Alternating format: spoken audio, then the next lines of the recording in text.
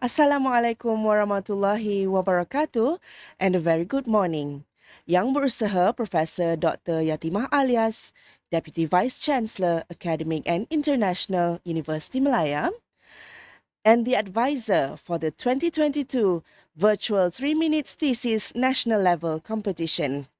Our distinguished guests, Vice Chancellors, Deputy Vice Chancellors, and guests from the Majlis Dekan Pengajian Siswaza who are joining us from Zoom today. And I would like to wish a warm welcome to the audience who are watching us via the University Malaya YouTube channel. Welcome to the 2022 Virtual 3 Minutes Thesis National Level Competition. I am Hassana Hanafi, will become your MC for today. The 3 Minutes Thesis, or 3MT, celebrates the exciting research conducted by PhD students. Developed by the University of Queensland, the exercise cultivates students' academic, presentation, and research communication skills. The competition supports their capacity to effectively explain their research and its significance in 3 minutes in a language appropriate to a non-specialist audience. 3MT is now a globally recognized competition. In 2019, over 900 institutions across more than 85 countries held their own 3MT event. In 2020, 3MT moved to a temporary virtual format due to COVID-19. In order to take part in this year's virtual 3MT competition, each participating student was required to pre-record their presentation for consideration by the judges. This year, the 3MT is organized by University Malaya and co-organized by the University Technology Mara UiTM. We would like to thank our sponsor, Springer Nature, for supporting this event. We have received a total of 50 participants from over 19 universities. Thank you to all participants and audience for the support.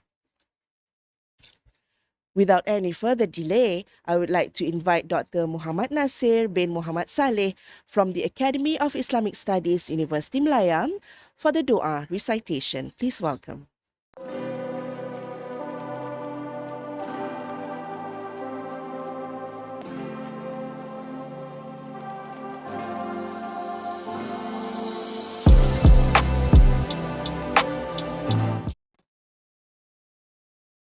أعوذ بالله من الشيطان الرجيم بسم الله الرحمن الرحيم الحمد لله رب العالمين والصلاة والسلام على أشرف الأنبياء والمرسلين وعلى آله وصحبه أجمعين اللهم يا ذا الجلال والإكرام Ya Allah, sempena pertandingan 2022 Visual 3 Minutes peringkat kebangsaan pada pagi ini, kami menadah tangan kepadamu.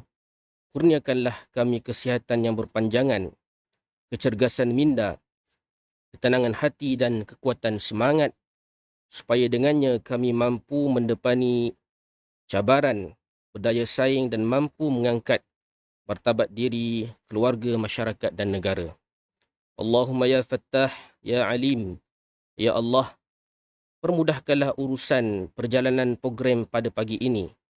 Berkatilah usaha-usaha kami. Bukakanlah pintu ilmu dan kebijaksanaan-Mu ke atas semua AJK dan peserta yang mengambil bahagian dalam acara ini agar lancar persiapan mereka. Allahumma ya malikad dunya wal akhirah, peliharakanlah kami serta universiti yang kami sayangi ini daripada segala bala bencana, segala ancaman wabak dan kerosakan. Kekalkanlah kebenaran, keadilan, perpaduan, ketenteraman dan kemakmuran agar kami dapat terus berbakti kepada nusa dan negara. Kami juga memohon kepadamu, ya Allah, agar kami semua sentiasa diberi petunjuk dan hidayah dalam melaksanakan tugas dan amanah yang diberi. Allahumma khtim lana bi husnil khatimah wa la takhtim alaina ya Allah bi su'il khatimah. Wa sallallahu ala sayyidina Muhammad wa ala alihi wa sahbihi wa sallam. Walhamdulillahi rabbil alamin.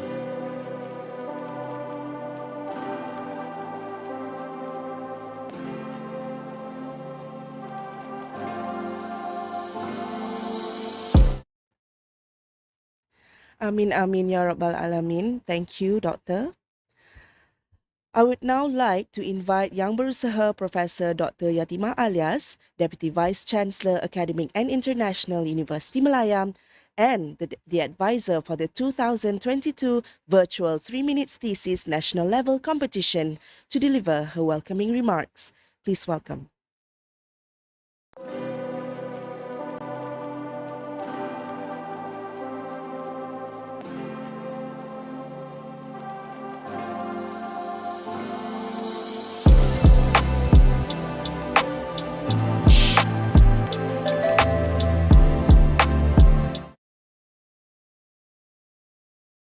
Bismillahirrahmanirrahim.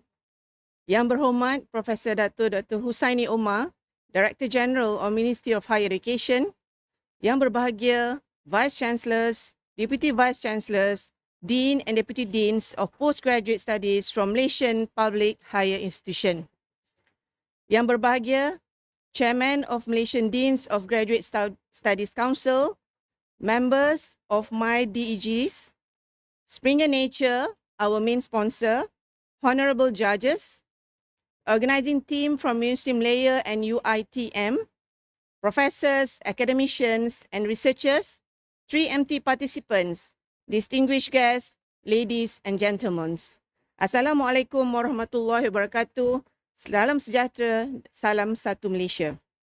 First and foremost, all praises are due to Allah Subhanahu wa Taala. Blessings and salutations upon our beloved Prophet Muhammad sallallahu alaihi wasallam, his family and companions. I pray that we may always be guided by him and stay in their path until our last breath. Let me begin by thanking to the many partners organizations who have supported today's event. First of all, I would like to thank the Ministry of Higher Education for continuing to support the 3-minute thesis competition. My gratitude also goes to Universiti Malaya Vice Chancellor, Professor Dato Engineer Dr. Muhammad Hamdi Abdul Syukur, and the Deputy Vice Chancellors of Universiti Malaya.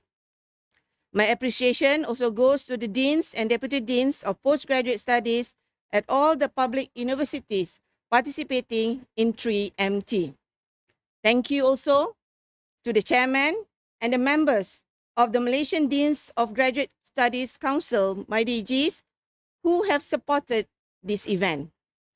I would like to offer my sincere appreciation to our partner and co-host, University Technology Mara, for their contributions in making these events a success. Thank you as well to Springer Nature for their generous sponsorships of the special prizes for the 3MT finals. We are grateful for your continuous support of the 3MT as part of our efforts to promote effective communications among PhD students. I must also state my appreciation for all the judges who have selflessly shared their time and expertise. Congratulations to the 3-minute thesis committee led by Associate Professor Dr. Surinder Pal Kaur, Dean of the Faculty of Language and Linguistics, Universiti Malaya, Professor Engineer Dr. Rosita binti Yusof, the Director of the Academic Strategic Planning Center, Dr. Siti Zaidah binti Zainuddin, Deputy Dean for Student Affairs, Faculty of Languages and Linguistics, Universiti Malaya, for the success in organizing the competitions. Congratulations should also go to the academic and support staff involved in the various subcommittees for their tireless effort and commitment to making today a success. Finally, congratulations to all the participants who have made it to the semi-finals of the competition. It is not an easy task to convey the content of a PhD thesis in a matter of minutes. But our semi-finalists have demonstrated their communication talents and succeeded in winning the 3MT competition at their respective university levels. Today, we have 50 PhD students representing 19 public institutions from all over Malaysia. They also represent our future scientific community in various fields across the sciences, social sciences, and engineering and computing fields. Distinguished guests, ladies and gentlemen, effective communication skills are important in almost every part of our daily lives, and even more so for those wishing to pursue an academic career.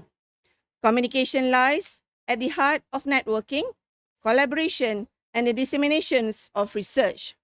However, the greater challenge lies in conveying the complex and highly specialized content of research in a language that anyone can understand, because knowledge should be shared by all.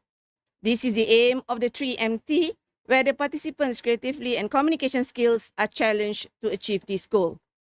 The spirit of the 3MT aligns with Himayah's mission to nurture aspiring leaders that are able to push the boundaries of knowledge that benefits everyone.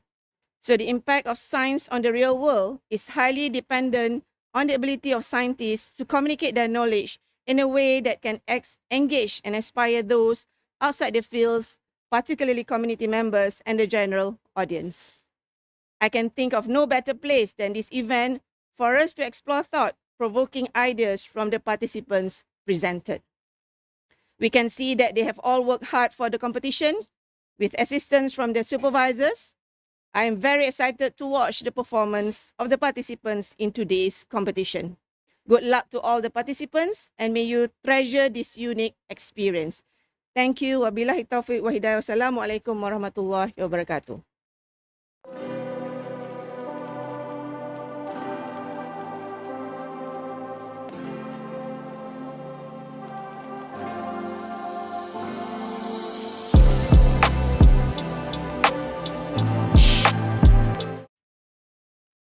Thank you, Prof. All right. Before we begin the competition, I would like to inform everyone on the details of the competition. The 3MT competition has 3 categories, namely Science category, Social Science category, and the Engineering and Technology category. Each category is run into a parallel session in each breakout room. The audience may choose to go into your preferred breakout rooms for each category. Guidelines on how to go to the breakout room will be shared in the chat box. Please remember to disable your microphone throughout the event and make sure your microphone is on mute to ensure the ceremony runs smoothly. Audience and participants may check out the prizes for this competition on the 3MT website. And please note that all these videos screened today are copyrighted, and any recording or unauthorized sharing of these videos is strictly prohibited. For those who wish to join the Science category, you may stay here in the main hall, and the rest of the audience who wish to enter the Social Science and Engineering and Technology category may leave this main hall. We will take a short break before the competition begins, and the audience may enter the breakout rooms according to your preferred categories. Thank you so much for your attention, and we'll be back shortly.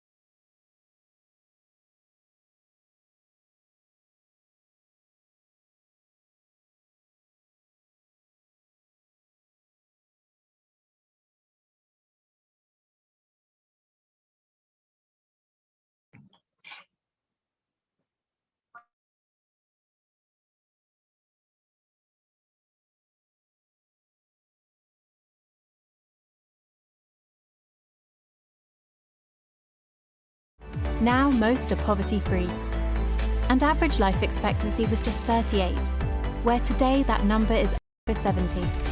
Yet despite this progress, inequalities still remain, and the world faces new and significant societal challenges, such as climate change, universal access to healthcare, and quality education. Progress will only be possible because of the vital role that science is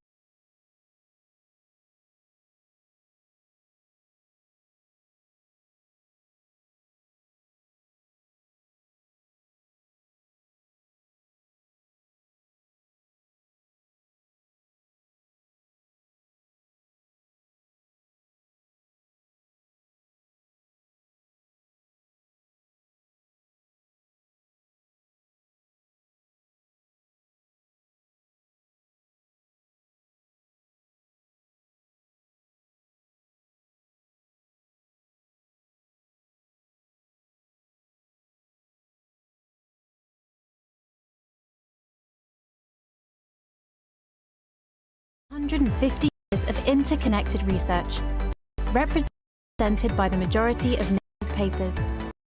A snapshot of the ever-growing web of collaboration and discovery that is science. Let's take Watson and Crick's seminal paper of DNA as an example. Here it is. Below it is every paper that it referenced. Not just Nature papers, every paper. Then every paper that those papers referenced, and so on. Above it are all the papers that built their work based on Watson and Crick's discovery. Every paper has its own story, its own unique network, and each of those networks connects to others to form a whole.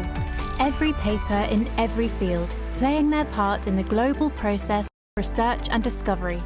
And with these discoveries come advances, not only in science, but in medicine and healthcare, in the arts and social sciences, and progress across all professional fields. At Springer Nature, we aim to ensure that fundamental knowledge can be found, verified, widely understood by those that need it, and then used.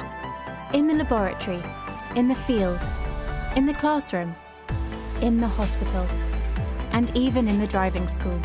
We take our global responsibility to our communities, employees, and society extremely seriously, with trusted and respected brands, a footprint in more than 50 countries, and nearly 10,000 employees around the world, from editors and science writers to analysts, developers, production specialists. We work in local offices, close to our communities, where our knowledge and experience can make a difference. One Springer Nature, working together and using our scale and influence for the greater good.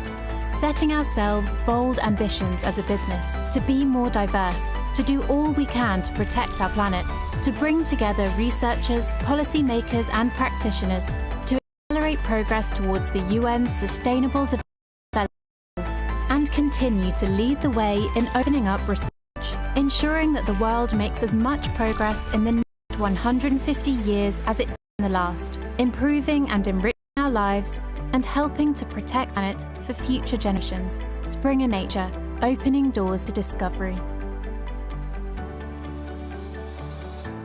The people who built Springer Nature have been opening doors to discovery since the beginnings of science. The research we publish has provided a trusted source of knowledge to make progress towards a better tomorrow. We build on this legacy with the United Nations Sustainable Development Goals, a blueprint to achieve a better and more sustainable future for all. We work to support researchers across the globe as they tackle urgent societal needs, connecting them with practitioners in policy and business who desperately need those insights to improve the world. We work to amplify the discoveries in our multidisciplinary books, journals, and cutting-edge science journalism, opening up and disseminating data and insights for those who need it most. We work to innovate by investing in new services and technologies, such as machine learning to identify SDG-relevant content, providing insights and tools to empower our customers and stakeholders to deliver. We take responsibility for the environmental and societal impacts of our own business operations, cutting our carbon footprint, working towards greater inclusion and diversity, and forging strong links with the communities we serve. With 2030 fast approaching, we work to deliver real progress in addressing the most urgent societal needs because we are a company of researchers Engineers, Writers communicators, and leaders. committed to advancing discovery for the benefit of future generations.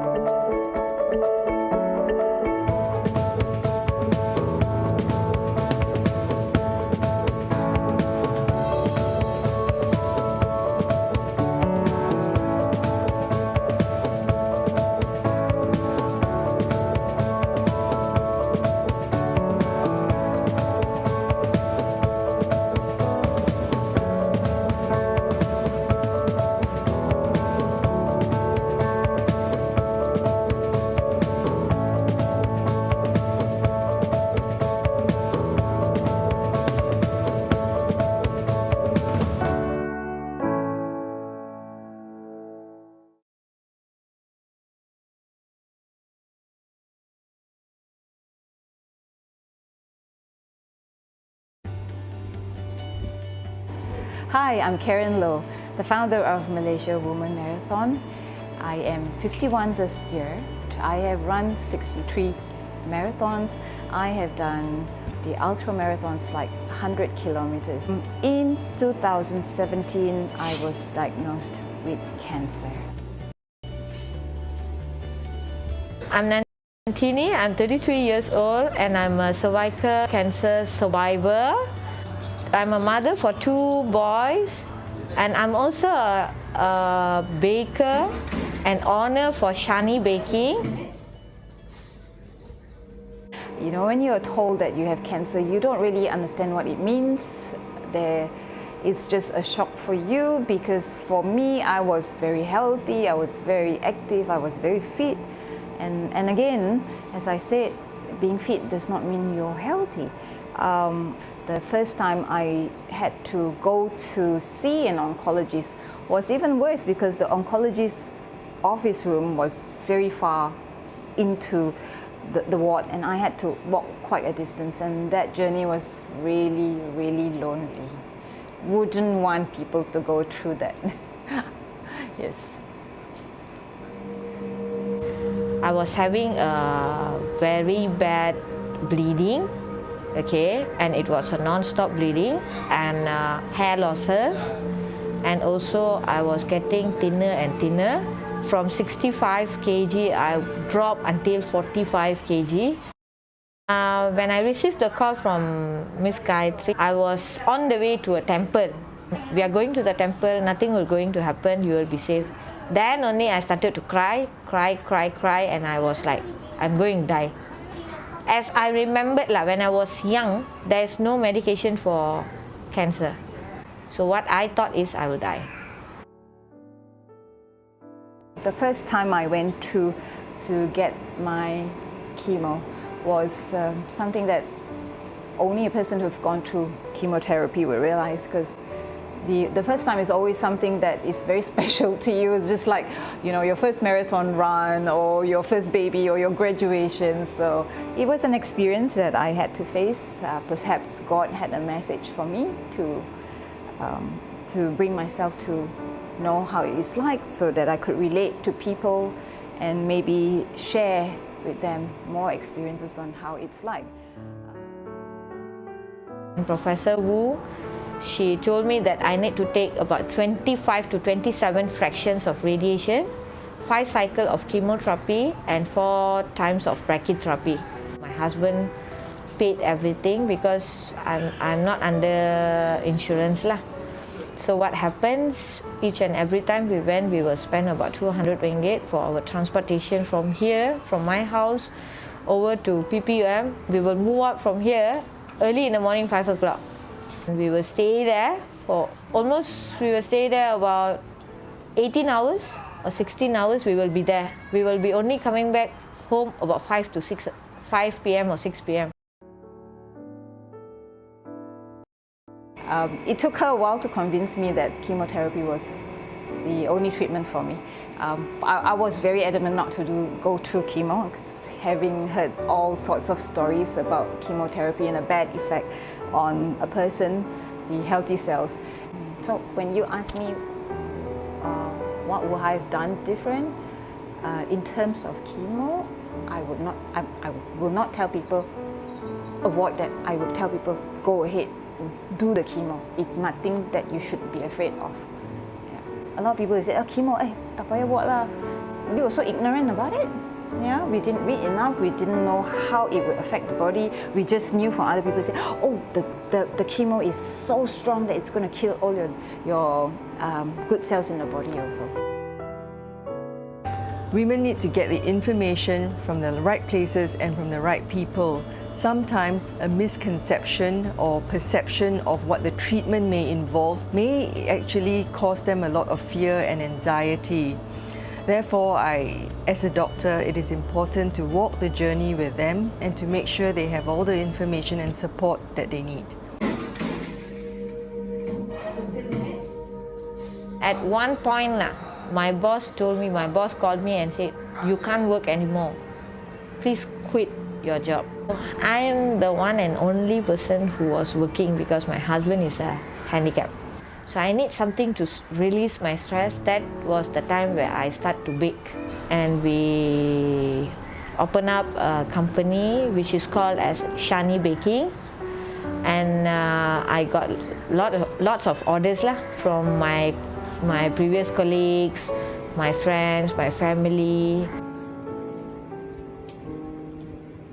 So I'm the type to find running a meditative mode. I'm like, when I run, then I'm thinking of something. My husband said, are you sure you want to run? Oh, I have to run. If I don't run, then I'm not going to feel good. So I actually literally do 2 to 3 km.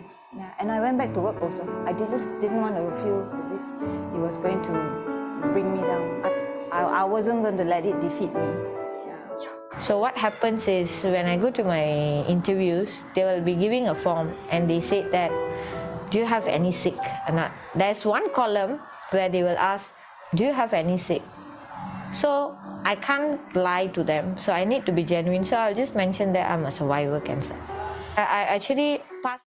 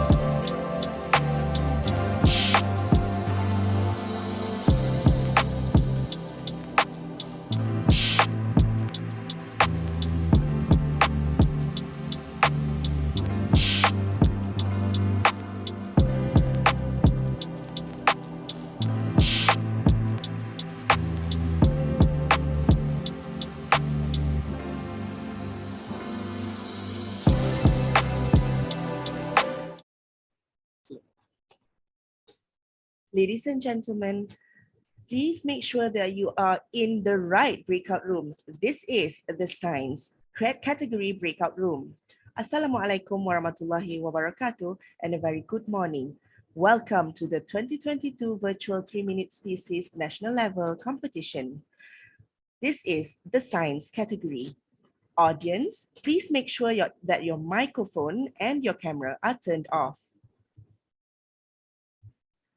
Before we begin, I have a few friendly housekeeping announcements to make. During the whole program, I would like to seek for everyone's cooperation to give their full attention, and for participants joining their Zoom, please be reminded to disable your microphone throughout the event, and should there be any questions, please do write it down in the chat box. Please note that all the videos screened today are copyrighted, and recording or unauthorized sharings of these videos is strictly prohibited. Thank you for your kind attention. Without any further delay, let me introduce you to the moderator and the judges for the science category. The moderator for this category is Associate Professor Dr. Nur Asmatul Akmal binti Ahmad, and the Chief Judge for the science category is Mr. Muhammad Nur Anwar Sajari. Assalamualaikum, Mr. Muhammad Nur Anwar. Waalaikumsalam. Good morning. How are you Hello, doing? hi, good morning. Thank you for being with us today. Thank you. All right. The second judge for this category is Datuk Dr. Al-Zamani Muhammad Idrus. Assalamualaikum, Datuk. Are you here with us? Yes. Hi, Datuk. Assalamualaikum. I'm with you. Thank you for being with us I will be today. with you all the way till the end. All right. And the third judge for this category is Mr. Dashran Johan. Hi, Mr. Dashran. I can see you. Hello, from here. good morning. Yes, you already turned on your camera. All right. So I would like to advise all, including the judges and the audience, to please turn off your microphone and your camera, because later when we want to make way to the videos of presentation, we want to capture the presentation. All right, thank you very much for your cooperation, and welcome to all judges, and thank you for being with us today. All right, to begin the session, I'd like to brief everyone of the competition rules. For competition rules, presentations are limited to 3 minutes, and competitors exceeding 3 minutes are disqualified. Presentations are considered to have commenced when a presenter starts their presentation through speech. Timing does not include the 3 empty title slide and commences from when the competitors start speaking, not the start of the video. A single static slide is permitted in the presentation, and this can be visible continuously or cut to for a maximum of 1 minute. The 3-minute audio must be continuous, no sound edits or breaks, and no additional props, costumes, musical instruments, laboratory equipment, and animated backgrounds are permitted within the recording. Presentations are to be spoken words, no poems, raps, or songs. No additional electronic media, sound and video files are permitted within the video recording, and the decision of the adjudicating panel is final. Please note, competitors are not judged on video or recording quality or editing capabilities. Judging will be focusing on the presentation, ability to communicate research to a non-specialist audience, and the 3 empty PowerPoint slide. Moving on to the judging criteria. And for comprehension and content, presentation provided clear background and significance to the research question. Presentation clearly described the research strategy or design and the results or findings of the research. And presentation clearly described the conclusions, outcomes, and the impact of the research. As for the engagement and communication, the oration was delivered clearly and the language was appropriate for a non-specialist audience, and the PowerPoint slide was well defined and enhanced the presentation. The presenter conveyed enthusiasm for their research and captured and maintained the audience's attention. As for the prizes that will be won by these competitors, the first place will win 1,500 ringgit Malaysia for each category. Second place will win 1,000 ringgit for each category, and third place will win 700 ringgit for each category. Special prize for representatives from Malaysia will bring home 750 euro for 2 participants. All right, and now we have come to the most exciting part of the event. Our first participant for the science category, I would like to bring your attention to the first presenter. He is from University Malaya, Lim Wui Suan, all right, and with the title of presentation, Agent Lingzi on call to stop dengue virtually. Let's have a look.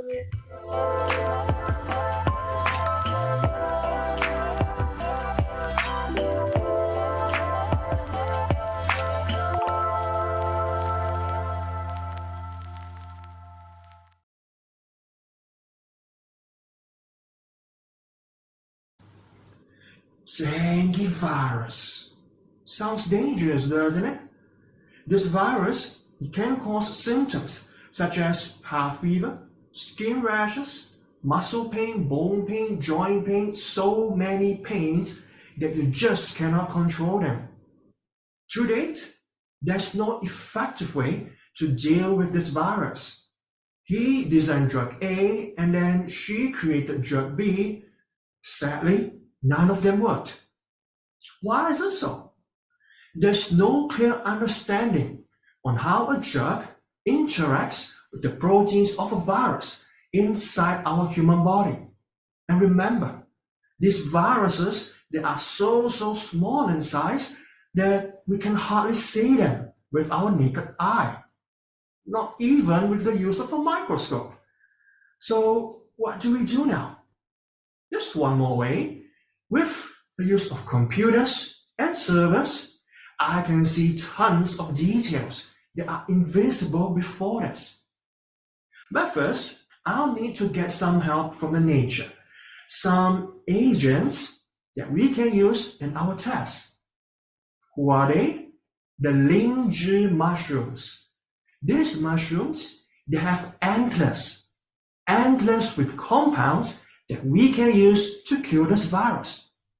So I built their structures virtually inside my computer. And same thing went for the proteins of a virus.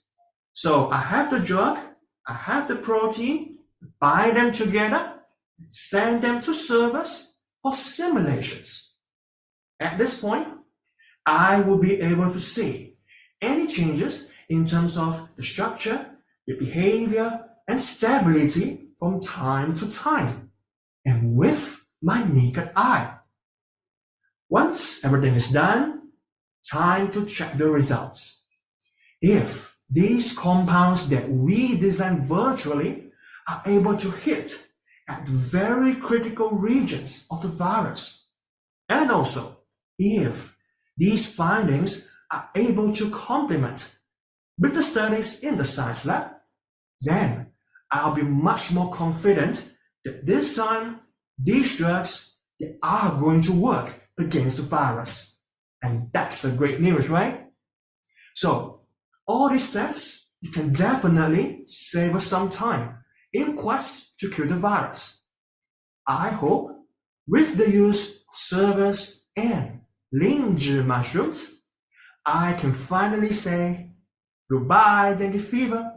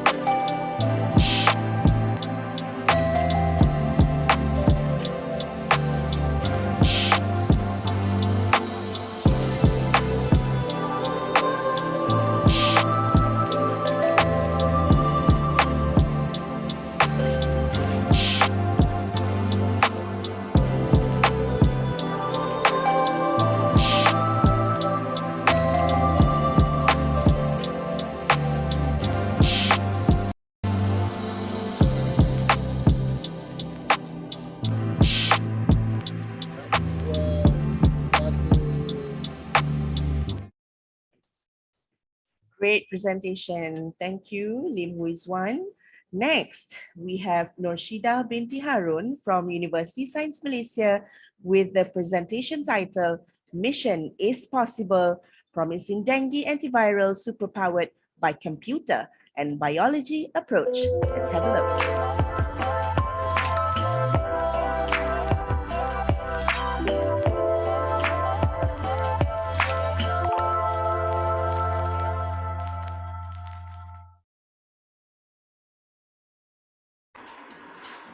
Reminiscing a few years back when I just started my career as a medical lab technologist, a sick yet cheerful young boy who was suspected to have dengue infection came to my lab for a blood test.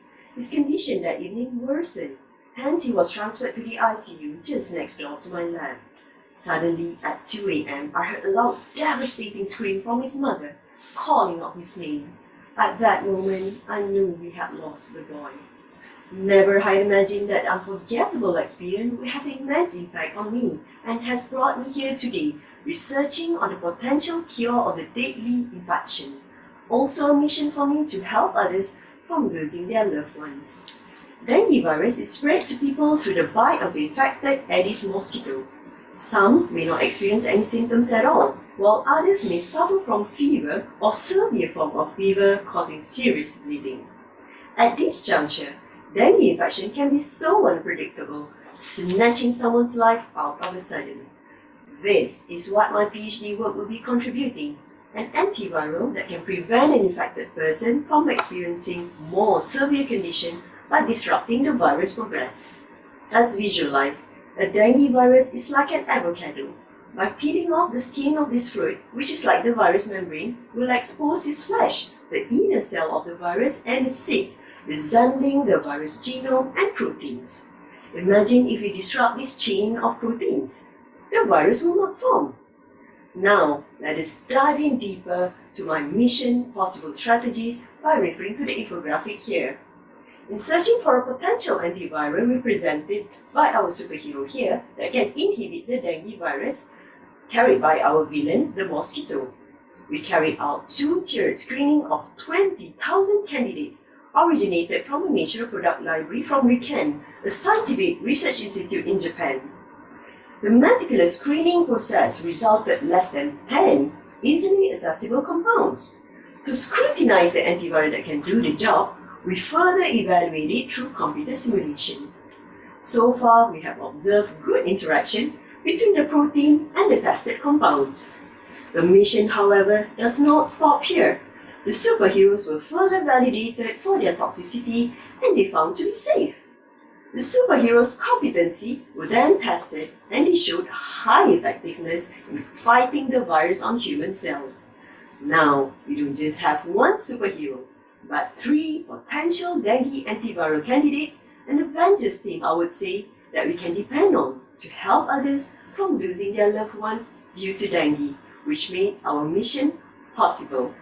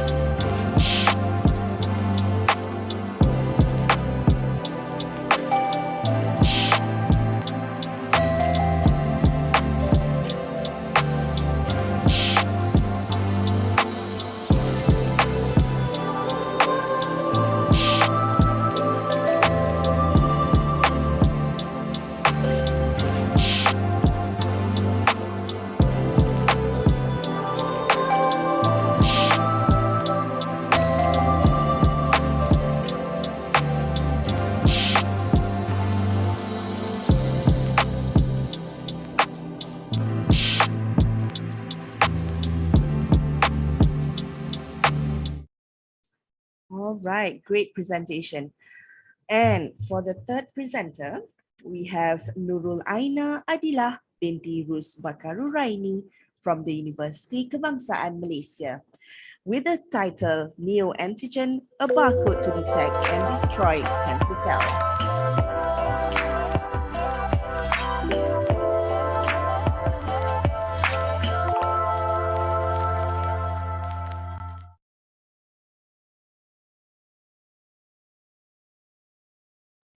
Cancer is the leading cause of death worldwide.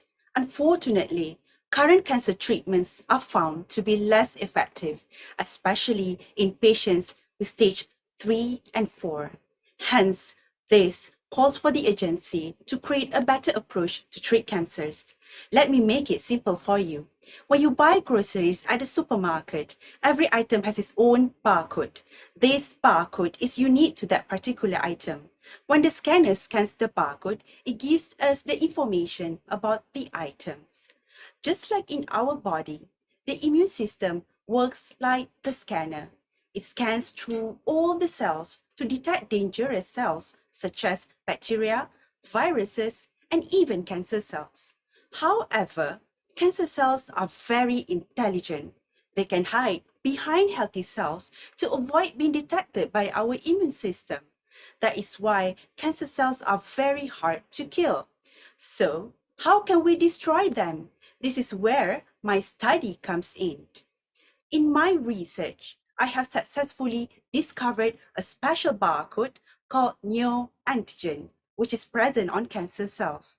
Neoantigen is very unique because it can only be found on cancer cells. This is not observed on healthy cells, thus making neoantigen a specific label for cancer cells. So ladies and gentlemen, how does it work? First, we need to activate the immune cells, which works as scanner in our body to read and remember the neoantigen or the barcode. As shown in the slide, this step is called activation phase. Once the neoantigen, which is the barcode, is detected by immune cells, the scanner series of killing action will take place to destroy this cancer cell. As a result, we get effective immune cells that could detect cancer cells and destroy them efficiently. The advantages of this approach is that it is a custom-made treatment, precise and tailored according to your genetic makeup and type of cancers. Imagine going to the hospital and getting a special custom-made treatment just for you. Wonderful, isn't it? In the future, we no longer need to depend on chemotherapy and radiotherapy as the only available treatments for cancer. This is what I am offering to the world, a breakthrough treatment to destroy cancer using the power of our immune cells, which is precise and effective. Remember, neoantigen, the barcode, the key towards the future of personalized cancer treatment.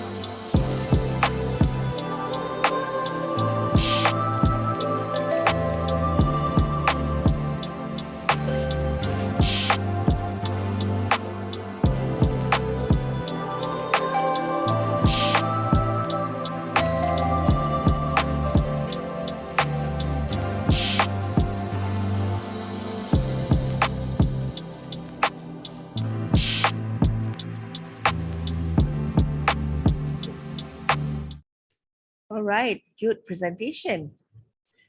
And now we would like to invite Syafiqah binti Muhammad Jamal from University Putra Malaysia with the presentation Tualang Hani, our homegrown hero against an antibiotic resistance. Let's have a look.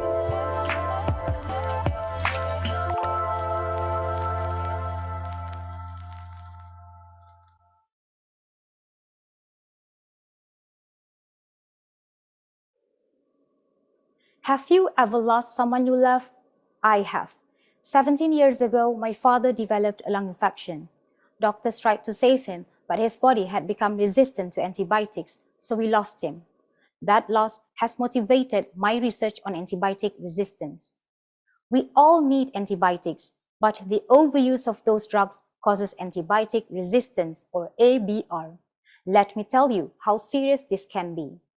In an organism with ABR, bacteria in the body can neutralize the antibiotics, while others can actually pump the meds out of the cell or even change the attack site. Worse still, antibiotics may provide the bacteria food and energy, helping them to cause more damage. What's frightening is that the resistant trait in one bacterium can be transferred to other bacteria through the process of conjugation. This is how it works. A resistant bacterium, called a donor, codes this trait in a special gene in its DNA. It can transfer the gene to a recipient bacterium via a bridge or a pelus. After a successful transfer, both the donor and recipient are now resistant, so you can imagine how they can multiply in horrifying numbers. We thus need to stop this conjugation, and this is where my research helps. I can use unsaturated fatty acids or UFAs to inhibit pelus formation so that no transfer can take place. UFAs are unique because they can only be obtained naturally from one source, tualang honey. This honey is produced by one species of bee and only on tualang trees. I conducted experiments with 2 sets of bacteria. Each set contained donor bacteria with the gene and potential recipient bacteria without the gene. One set was exposed to tualang honey, while the control was not. I ran the experiment 6 times, and every single time I found that the control group had conjugated, but in the group exposed to the honey, the pelus did not form and no transfer of genes took place. These initial results are exciting because they show that tualang can inhibit pelus formation and reduce the transfer frequency of the damaging gene. In addition, natural tualang honey is accessible and relatively affordable. We can extract up to 500 kilograms of pure tualang honey per tree, as we can find several honeycombs on each tree. ABR is a threat, but a solution actually lies in our very own backyard. I'll be doing further tests, but the outlook is promising. With my research, we can fight ABR and prevent unnecessary loss of people we love. That victory to me is sweet in more ways than one. Thank you.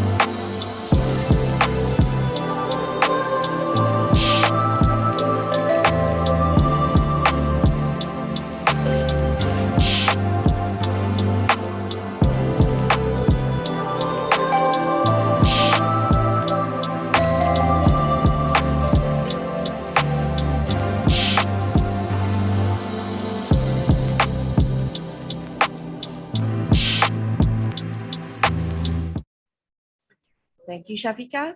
All right, let's move on to a contestant from University Technology Malaysia, UTM, by Lee Chia Hao, with the presentation, The Secret of Swiftness. Let's have a look.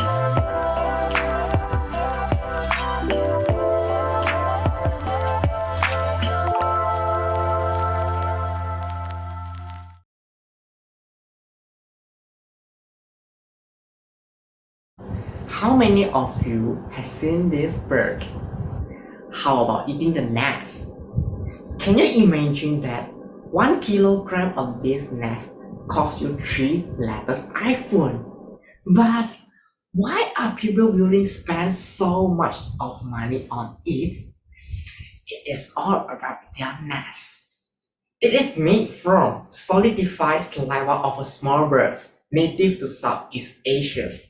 Ew, it sounds super gross. But wait, before you completely write off having the edible bird nest for the rest of your life, you should know that these saliva nests are rich in proteins, carbohydrate, and plenty of other nutrition that is good for us. However, tedious works are needed before we can enjoy such a delicious nest. So the bird nest need to be washed, to be cleaned, to remove the feather from the nest, to boil for at least an hour until the crystal jelly bird nest is formed. Only then it's ready to be served. Oh my goodness! To drink a bowl of bird nest, we need so many steps. Yes, and also the bird nest obtained in this way has a strong unpleasant smell, and not all the nutrition can be fully absorbed by the human body. So there is a need to make a new type of bird nest and bring a better protein without changing its nutrient content to the world. So this is why I am here. Our research team developed a cleaning method just like a washing machine that can totally remove the feather from the bird nest within a short time. After that, I come up with the idea to use the fragment of a specific protein from the bird nest to bring more value for the bird nest product developers. The process is called enzymatic hydrolysis. I extract the proteins, mix it with the commercial enzyme, and this procedure was monitored using the novel technology to reduce the time and energy to break the protein down into the smaller peptide. When this worked, all of us can enjoy the nutrient from the bird nest without tedious preparation anymore. Preparation from 1 hour reduced to 1 minute and no smelly after the taste. At the same time, it creates more opportunity for the use of bird nest as an active ingredient for designing the dietary supplement for humans. I believe science can change our future, and this bird nest peptide will not only benefit your health but also your beloved and family one day. Thank you.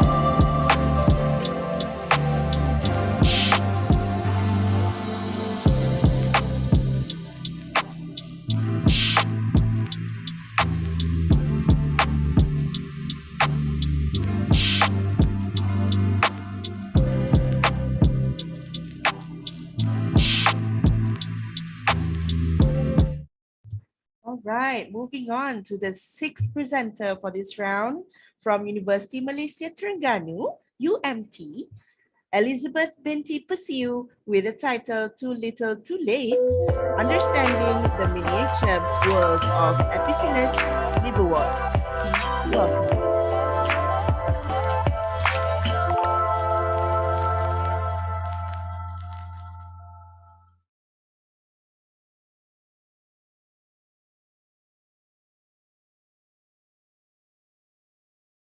Liverworts. When you first hear the words, you might think of a liver, which is a human organ. No, what I want to tell you today is not about a human organ, but rather plants. Do you know there's a unique plant community out there that occurs in a wet tropical mountainous forest? The Epiphilus community, or leaves inhabiting biological organisms, including Epiphilus liverworts. The term liverwort came from the fact that some of the earliest known liverworts were believed to have a curative properties for liver ailments, and they resemble the lobe of a liver. As a group of bryophytes, they act like a sponge in the forest, able to absorb 20 or more times their own dry weight in water. And this is important in the maintenance of high air humidity in the forest and in water filtrations.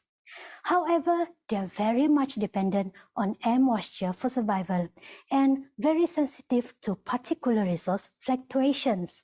Due to this reason, they are restricted to small area and seems to have a special habitat requirements. Nowadays, deforestation continuously creates pressure on the biodiversity of our tropical rainforests. This should be the alarm to protect our biodiverse forests. A comprehensive taxonomic studies on epiphyllous liverworts in Asia, particularly in Malaysia, is lacking. I endeavored to fill up this gap, and I study on the classifications based on their morphology, such as their size, shape, and structure. I collect samples, I identify the specimens, illustrate and describe every species that I encounter. What did I find so far?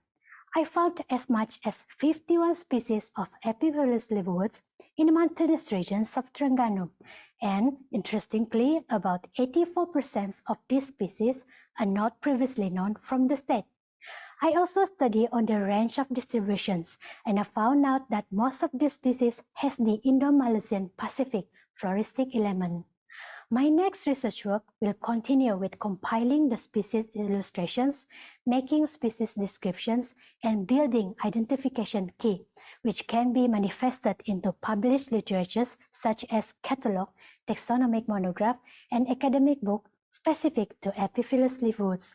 Such references are important, but currently doesn't exist in Malaysia, except from those isolated reports. It will serve as an essential basis for further explorations of these plants and improving the conservation of our unique and diverse botanic heritage. Thank you.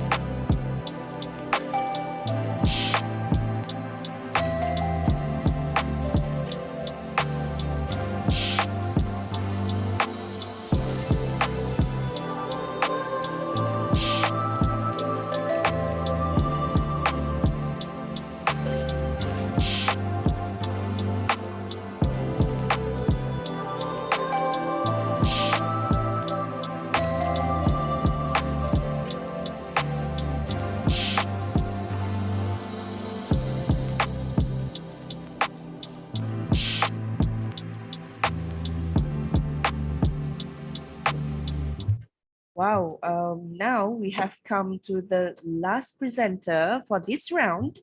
Please welcome Muhammad Ashraf bin Abdul Jalil from University Islam Antarabangsa Malaysia, UIAM, with the title of presentation, Switching Off the Gene in Schizophrenia.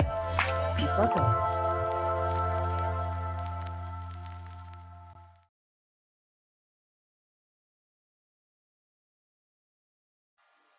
Do you know that the Nobel Prize was once awarded to someone with a mental illness?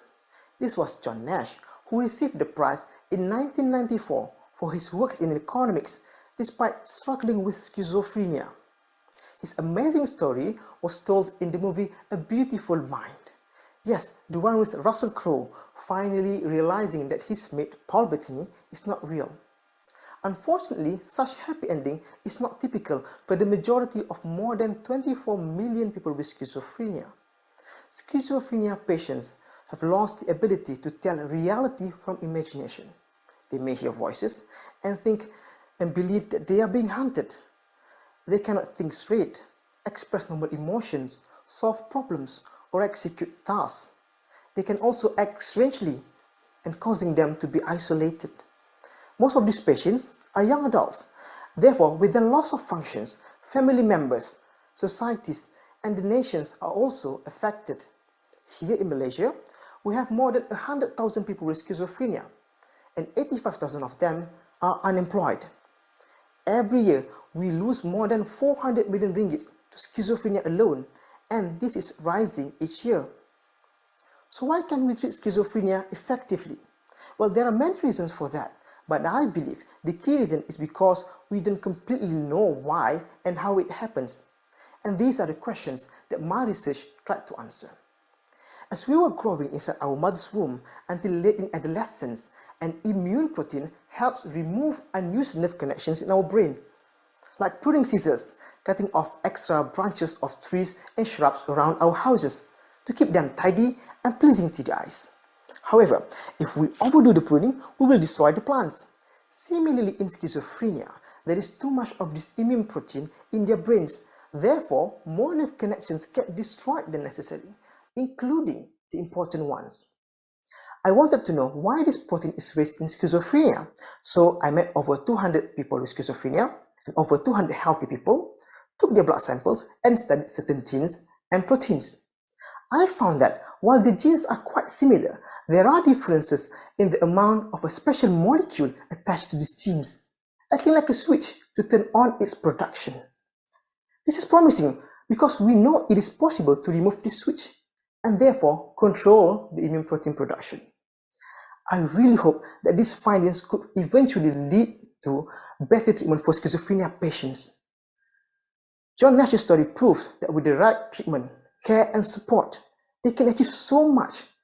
It may not be another Nobel Prize winner, but at least they could go back to being productive and happy with their loved ones.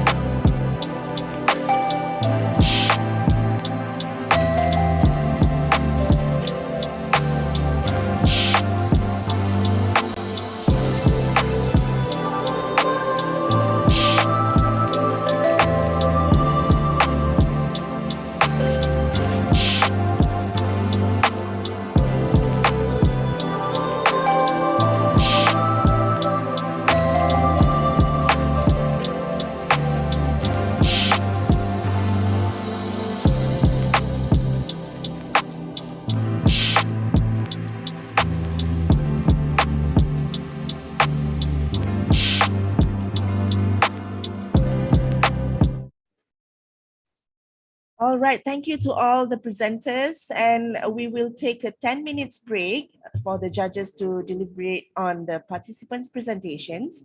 And please remain in this breakout room and refrain from entering the judges' breakout room to avoid being kicked out from the event. To all judges, kindly proceed to the judges' breakout room. Thank you. See you in 10 minutes.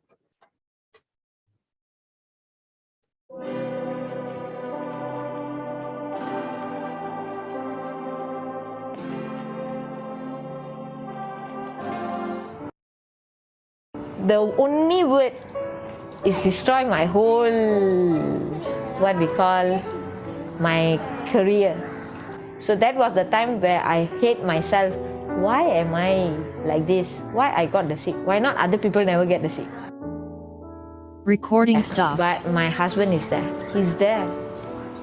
I can't, I will never ever, I'll never ever say thank you. I cannot say any word lah. I can't describe anything about him. He is the person who was there for me. He's a handicap, but then he done more than a normal person. The people don't understand what cancer means and the different degrees of cancer. And the first time my children heard that I had cancer, they cried because they thought they were going to lose me. And the first thing that we need to be doing is to be brave, actually, to be brave for the people around you. It's not something that it's easy to do, but being brave shows that they know you are ready to fight the disease, and they know that we will be doing anything that will include them to help you. So it is very important that we get people to be by our side emotionally so that we can get this battle against the cancer done. When we say we, is this people. I'm very grateful for friends. I'm very grateful for a few people like Professor Wu and Dr. Melda Belchin, who actually introduced me to Professor Wu, and these are the girls' support. We call them women's support, and that matters a lot because eventually you will also lend that support to other women. Yeah, these two, and you know what? These little ones, okay? My elder one, this boy, he don't know anything about my sickness. Until this year only he got to know that I'm not well. Why are you crying? Nothing to cry. And this one. As a cancer survivor, cervical cancer sometimes can be eliminated through screening. And we look forward to that so that the younger generation or next generation girls do not have to face what we go through. The reason why I never do pap smear is because it's very painful. But what I will advise all the women out there is, now we already have a new technology which is HPV testing. Okay, no woman should go through what I have gone through. Please do screening. We can prevent the cervical cancer. So, as a doctor who looks after women with cervical cancer, one of the most difficult things is to break the news when they are given the diagnosis, because you never know what's going through their minds and their personal lives. I think it's important that we be truthful, but yet be hopeful. Cervical cancer is now very treatable, and if detected early, is curable.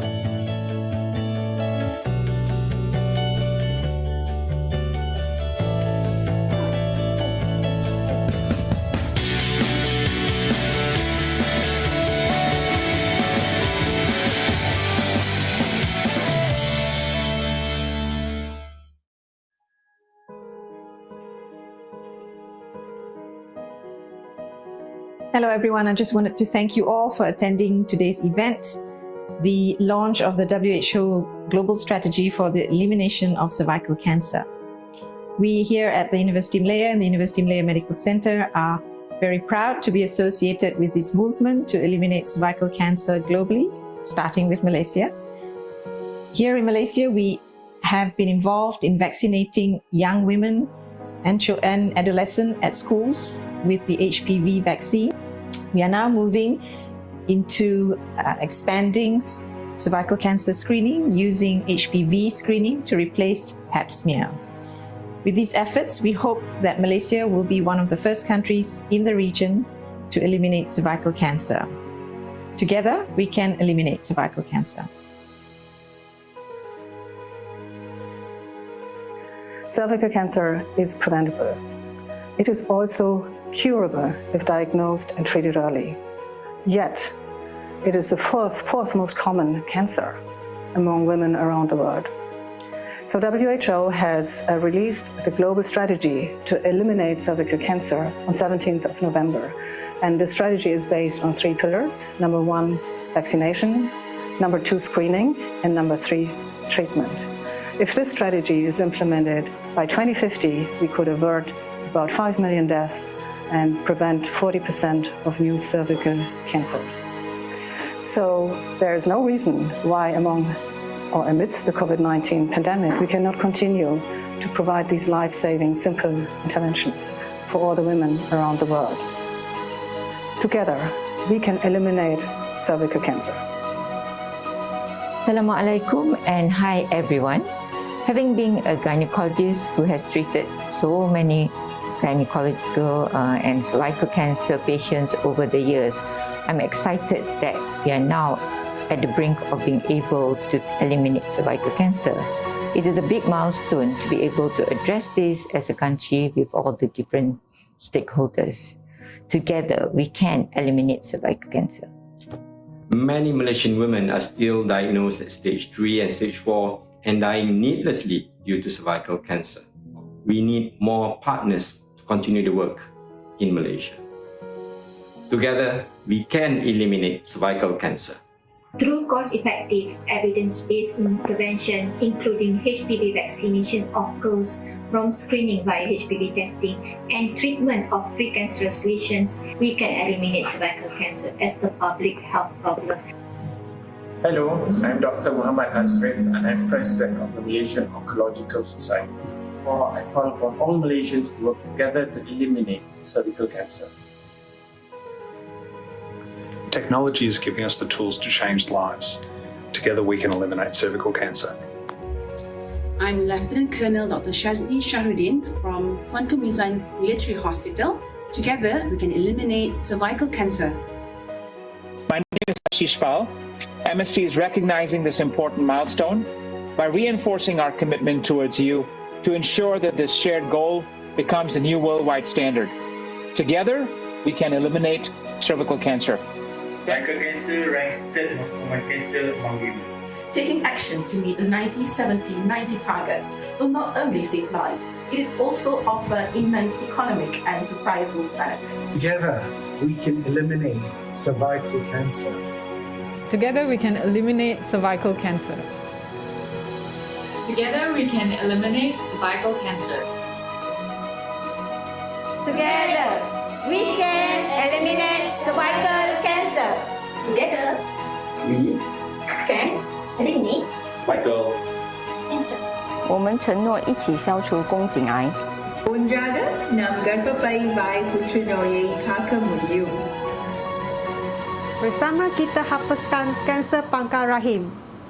Bersama kita hapuskan kanser pangkal rahim. Together, we can eliminate cervical cancer. Bersama kita hapuskan kanser pangkal rahim. 我们承诺一起消除宫颈癌。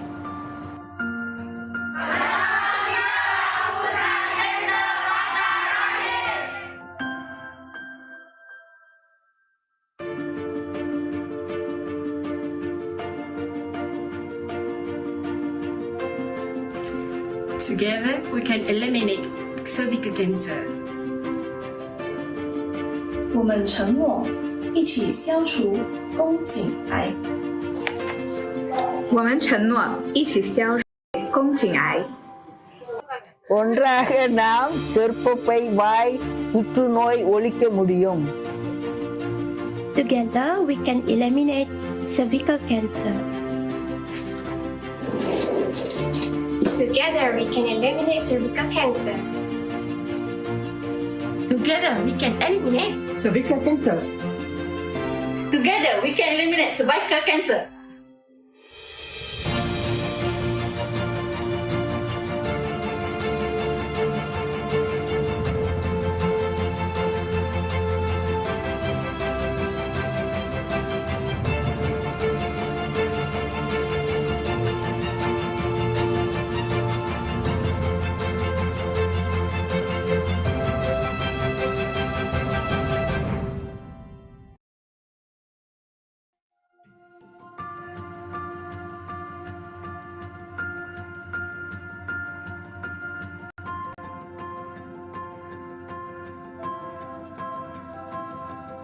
On 17th of November 2020, the World Health Organization launched a global strategy to accelerate the elimination of cervical cancer. In Malaysia, I'm very proud to band together with fellow Malaysians in boldly declaring our commitment towards that call. Together, we can eliminate cervical cancer.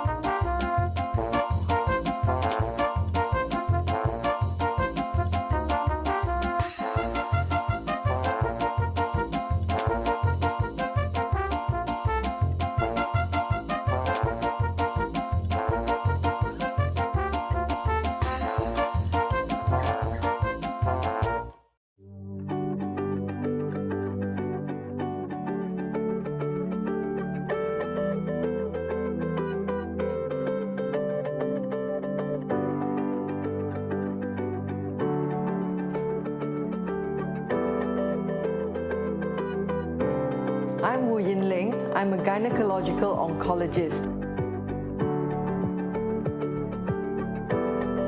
One of the main things that is that is central to my practice is to ensure that we hear the voices of women. So in my work, I have to ensure that the research that we do, in particularly focusing on cancer for women, is that they will access care and it will be not cumbersome and it's not difficult for them. Not just in terms of side effects. Recording in it progress. must be accessible for them culturally as well.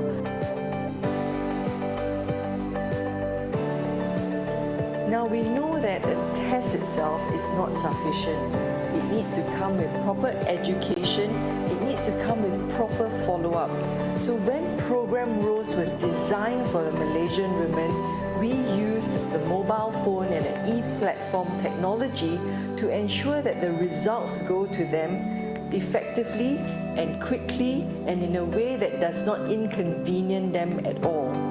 So when they have an abnormal result, they will receive a text message on their mobile phone giving them personalized instructions of where they need to have further follow-up.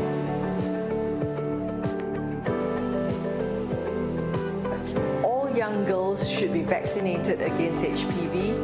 Women who are eligible for screening should be screened at least twice in their lifetime, and most importantly, those who screen abnormal should come forth for treatment. Malaysians should be informed that cervical cancer can now be eliminated.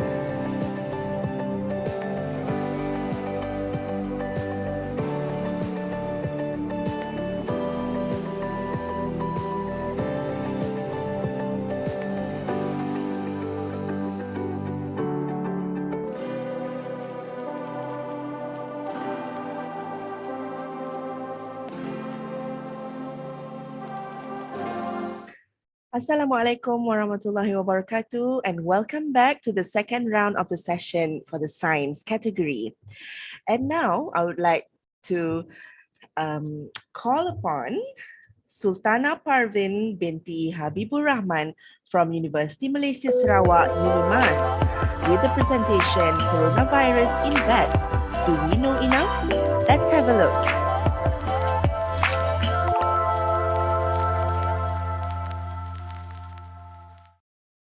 Do you remember the scene from Batman movies, where he fights crimes from his hideout, and how awesome it looks like when he's living with literal bats?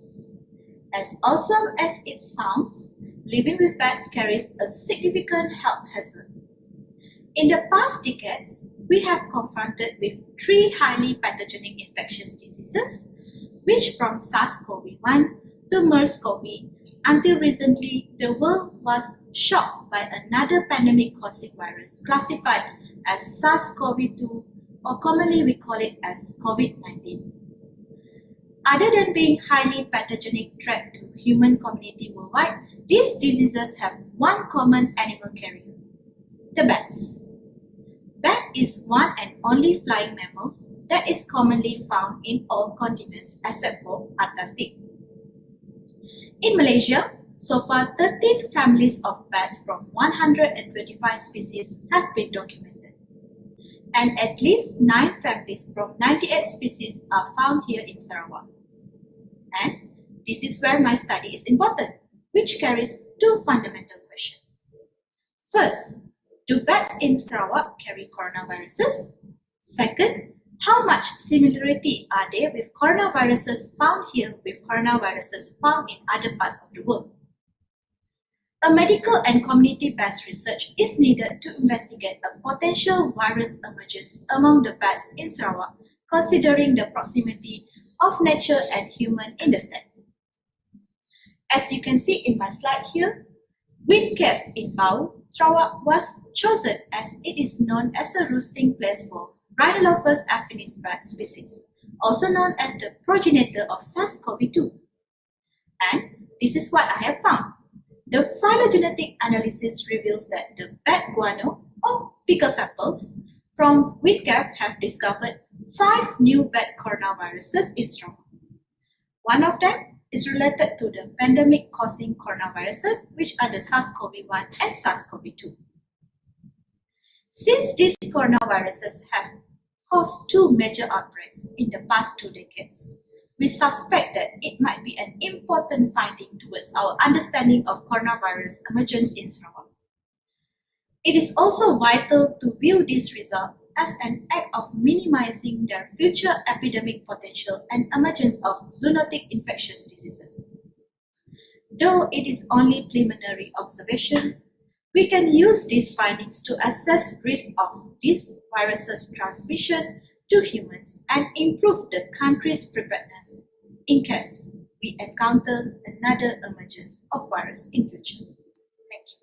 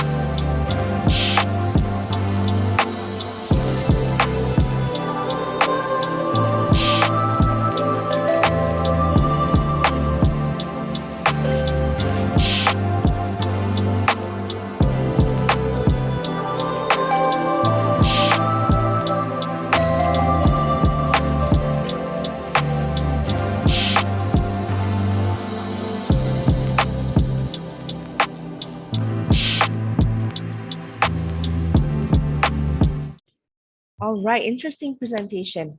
And for now, I would like to invite the second presenter for the second round, Rafida binti Razali from University Malaysia Sabah, with the title The Avenue to Safely Block the SARS-CoV-2 Virus, Debunking its Proteases Functions. Please welcome.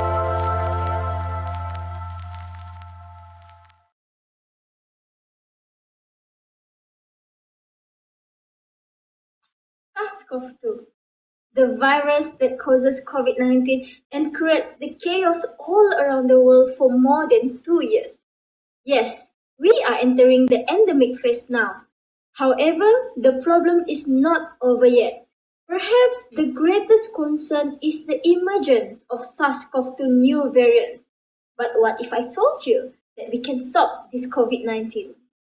Myself and other researchers are now working on finding drug candidates that can kill this virus by blocking the important components of this virus replication, main protease and papain-like protease, which also known as the cutters of this virus.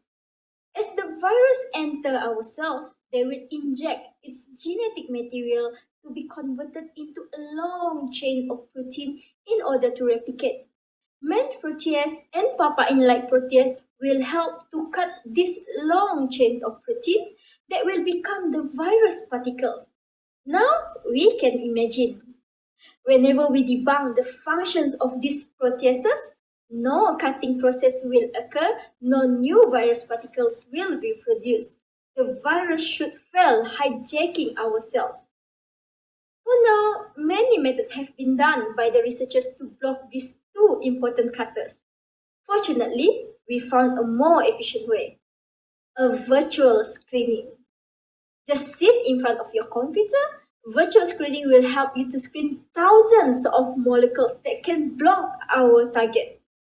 Not just applications of virtual screening, we also choose peptides, the small fragments of proteins, as the source of our drug candidates. Peptides have several advantages over small molecules inhibitor, mainly in the safety issue and low-cost manufacturability. So far, we already screened more than 8,000 of peptides and found at least 8 peptides that have the potential to block these cutters in doing their job. More interestingly, these peptides are having better blocking ability than the reported inhibitors.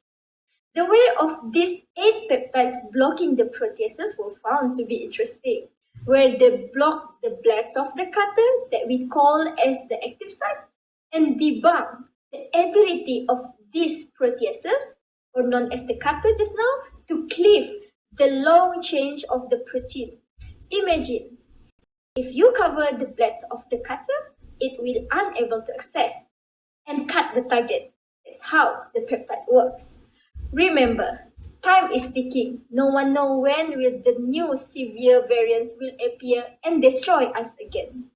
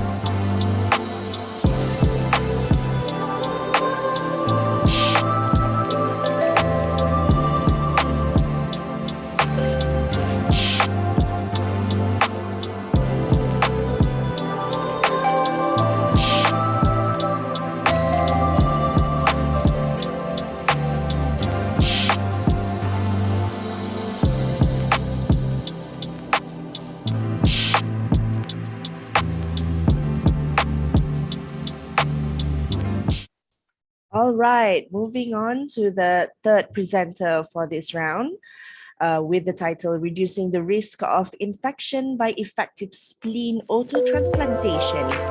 Please welcome Nur Adlina binti Muhammad from University Sains Islam Malaysia, USIM.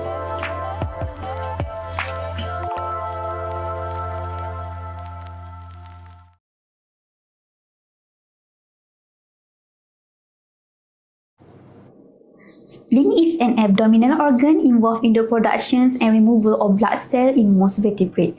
Do you know that about 50 to 75% of spleen injury mostly occur due to motor vehicle accident? Imagine that one day you get into a major car accident and there is a huge impact that damages your spleen. Then doctors say, I'm sorry, your spleen cannot be saved and need to be removed. So, can you live without spleen? Yes, you can, but it will affect your immune system. It's going to be easier for you to get sick, and you will also have a higher risk in getting infection such as pneumonia and influenza. In worst case scenario, this may lead to death. In fact, it was reported that 2 out of 100 die after spleen removal. Doctors usually will give vaccinations and antibiotic treatment to prevent from getting infections. But bear in mind, you as the patient who already on medications and vaccinated may still be infected because your immune system is not like a healthy person anymore. The question is there any way to save our spleen? Yes, there is a procedure called as spleen autotransplantation, where instead of totally removing the spleen, we take a small amount of it and transplant it back into the body in hope that the small pieces will be regenerated and redeveloped into a new spleen, which then had remain and protect our immune system back like a healthy person. This surgical technique actually has been successfully done before, but it has not been a common practice in the hospital due to uncertain and lack of fundamental evidence to suggest the return of full functions of that new regenerated spleen. Now, this is where my research comes into the picture. I will reinvestigate the functionality of spleen autotransplantations and its impact on the immune system by doing it on animal subject, which is rat. After spleen autotransplantation, the rat will be infected with bacteria, and few weeks later, we will measure the immune cell level in the blood, which is white blood cell, to see if the new regenerated spleen is able to enhance the white blood cell productions and combat the infections. It's expected that new regenerated spleen can filter out the bacteria from the body and return the normal level of white blood cell and enhance the immune system back like a normal subject. The final output of this research is a proper and a standard treatment guideline for patients that undergone through spleen removal surgery. With the effectiveness of spleen autotransplantations, I think we will be able to reduce the burden of healthcare costs of vaccinations and antibiotic treatment and further reduce the risk of infections and mortality rate among the patients. So everyone, effective spleen autotransplantation may save our body from infections.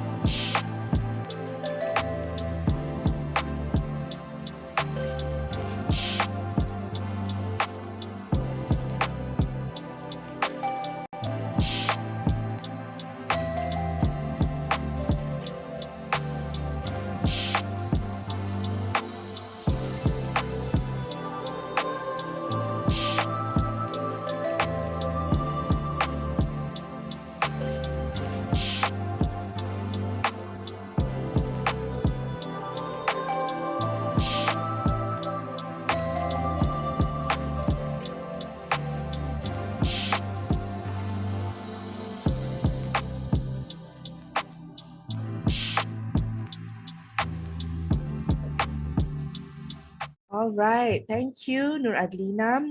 Moving on to the next presentation. This is from our co-organizer from University Technology Mara, UITM. Please welcome Nur Isati binti Umar Zaman with the presentation, Stress, Friend or Foe? Let's have a look.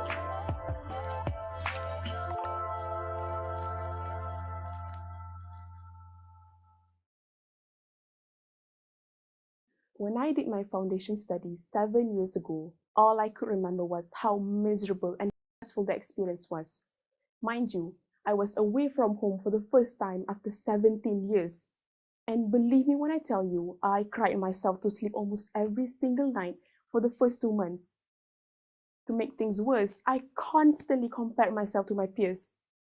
I used food as my coping mechanism, and I was certainly not in good shape, physically and mentally. My academics, on the other hand, was not doing great either. Now, 7 years later, I find that stress is actually a natural feeling we all experience when we are challenged or overwhelmed. But more than just an emotion, it is a hardwired physical response that travels throughout our entire body. Stress can be a blessing and a curse at the same time. It can be considered as a motivation, but too much of it can actually kill brain cells and wreak havoc in the brain. Certainly something you and I would like to avoid. One of the most important protein in the brain called brain-derived neurotrophic factor, BDNF, plays a crucial role in promoting the survival of brain cells and their connections, which is also crucial in learning and memory. My PhD research focuses on how stress in the most stressed age group, university students. It has been reported previously that BDNF levels decrease significantly if one is experiencing psychological stress and mental disorders. For my PhD, hundreds of university students were recruited, and the results was very interesting. We found that students who are genetically predisposed to stress, meaning they are more naturally and more reactive to stress, has slightly low BDNF levels. But we can never change our genetics. What if I tell you the powerful effects of exercise? Simply moving your bodies can elevate BDNF levels tremendously. To put in simple words, the more you exercise, the more BDNF your brain will produce, the less stressed you are. My research subjects engaged in an 8-week-long of brisk walking as their intervention, and the results was impressive. Not only their BDNF levels increased, they also felt less stressed, physically and mentally healthier, and even better at executing day-to-day tasks. Bringing exercise into your life will not only make you happier, it can actually protect your brain from the harm stress can cause. Before I leave, I would like to leave you with one last thought. Let us all move our bodies to shake our world. And don't ever let stress be the foes, but actually friends that support us moving towards a better, successful, happier quality life. Thank you.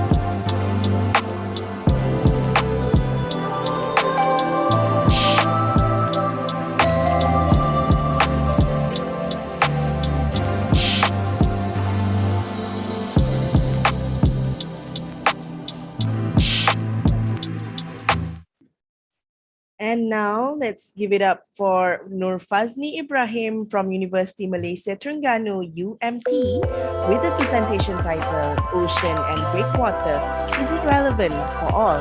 Let's have a look.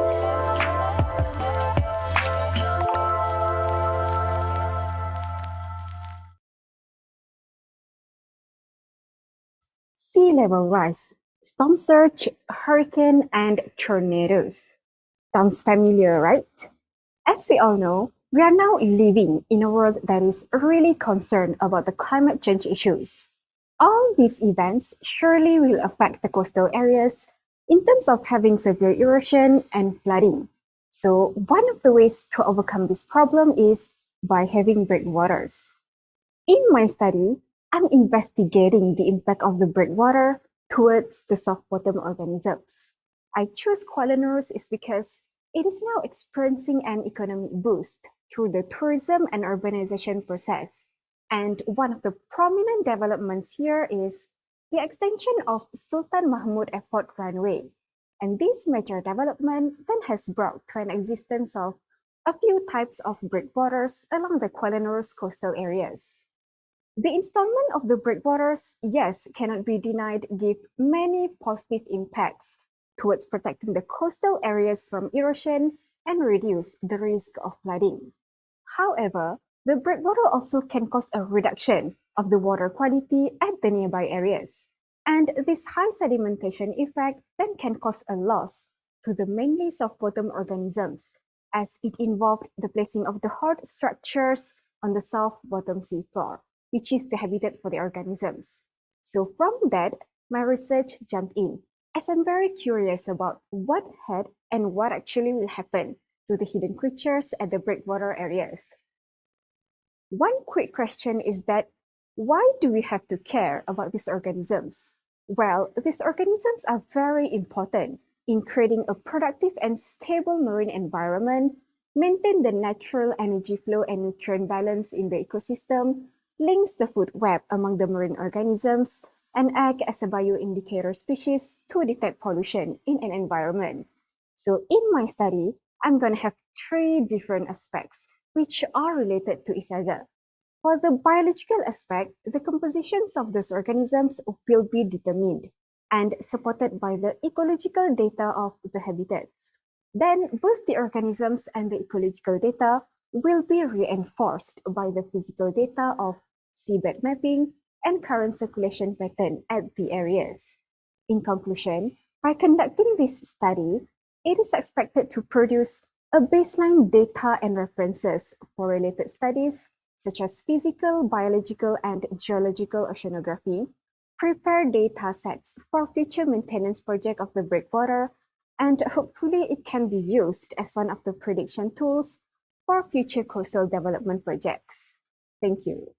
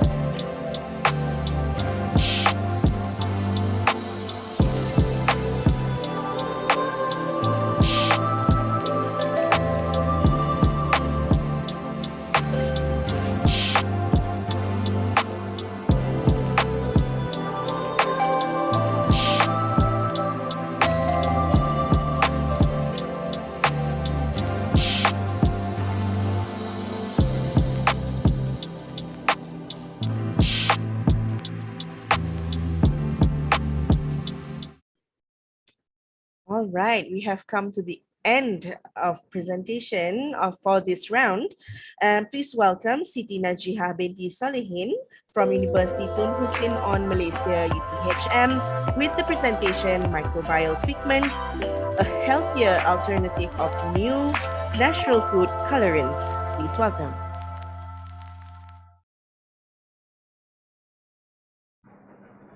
Imagine if the water that we drink is black, the butter is pink, the ketchup is green. Would you consume them? Believe it or not, this product actually existed not long ago. But there is a reason why such food ordering did not last. Consumers prefer the color of food matched with its flavor. Since that oranges are orange, we expect the orange color drink to be orange flavored. Red drink tastes like cherries, and purple teas like grapes.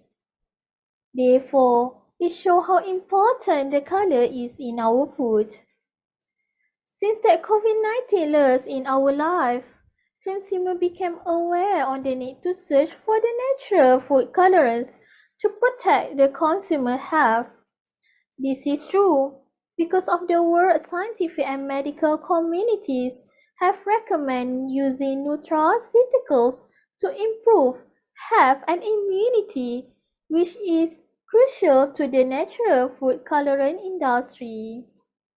In my PhD study, I have discovered 4 new candidates of microbial pigments, and they are isolated from the sea cucumber that indicate their potential as the viable food color grades. Among the natural sources, microorganisms can be seen as the best alternative compared to the sources from plants and animals because of no seasonal variation, is more stable, and give the higher pigment production.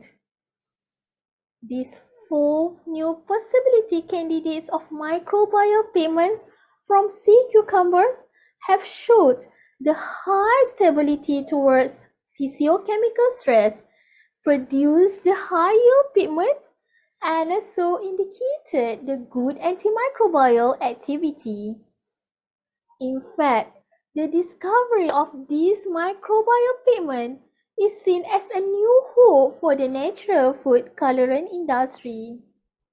Last but not least, color is very important in our life, especially in food.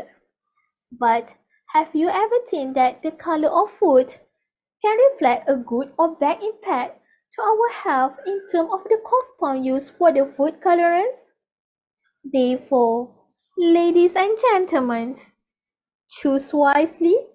The choice is yours. Thank you.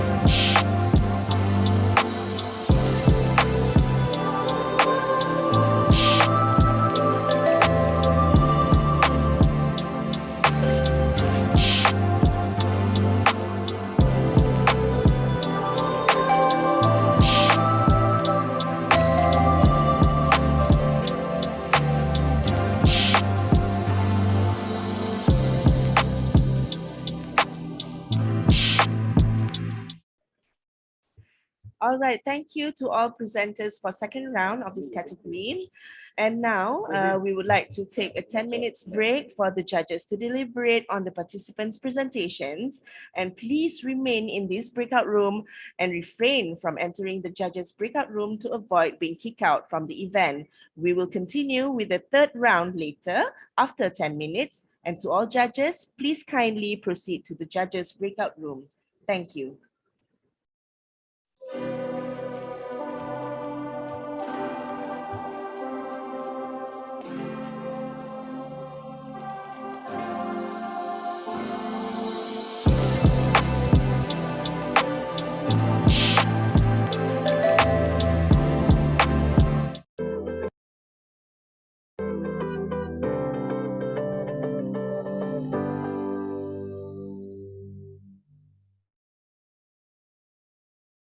I wish I had more time.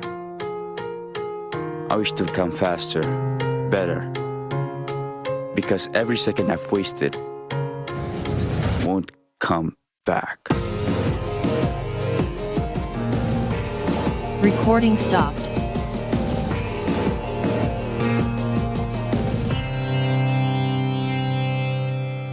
I'm here to become better, faster.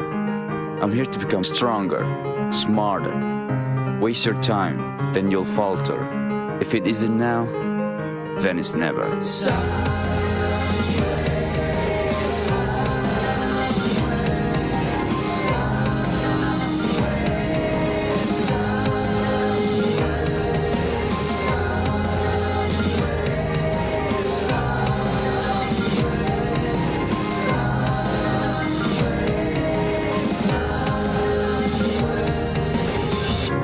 Waste your time, then you'll falter. If it isn't now, then it's never. Winners never waste.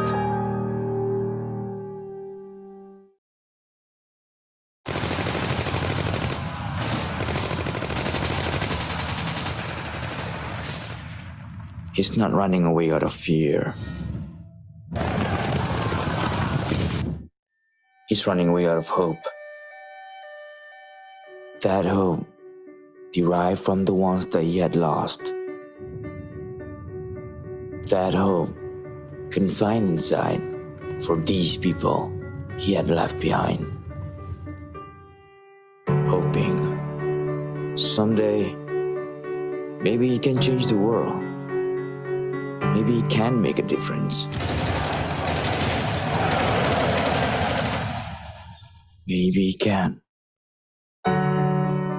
If not for the past, there will never be a future.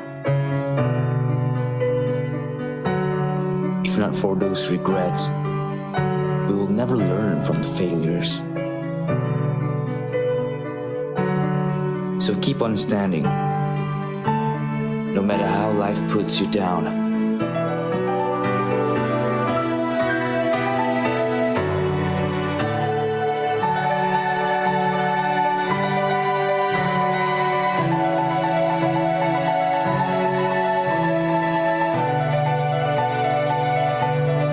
Keep standing back up.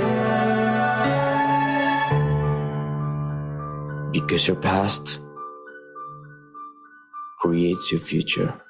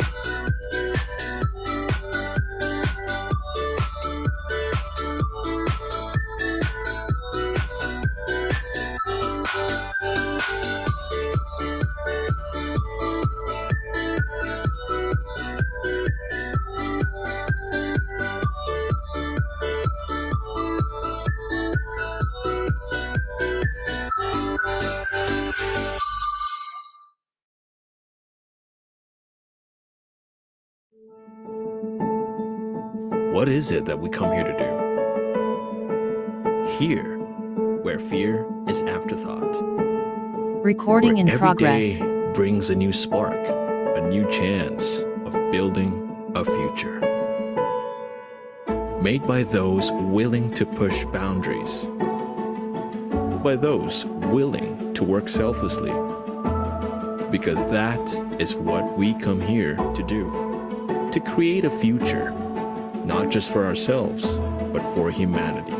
It is in the instruments we hold, the tools we use, the focus we apply, the books we learn from, the effort we put in, the tides we ride, and the advance we make, that we can wear these faces, proud faces, bright faces, hardworking faces.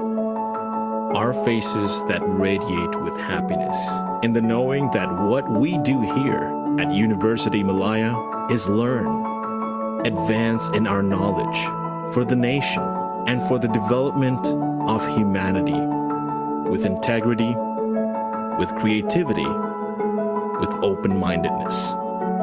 Whether it be through research or our education, we do it together.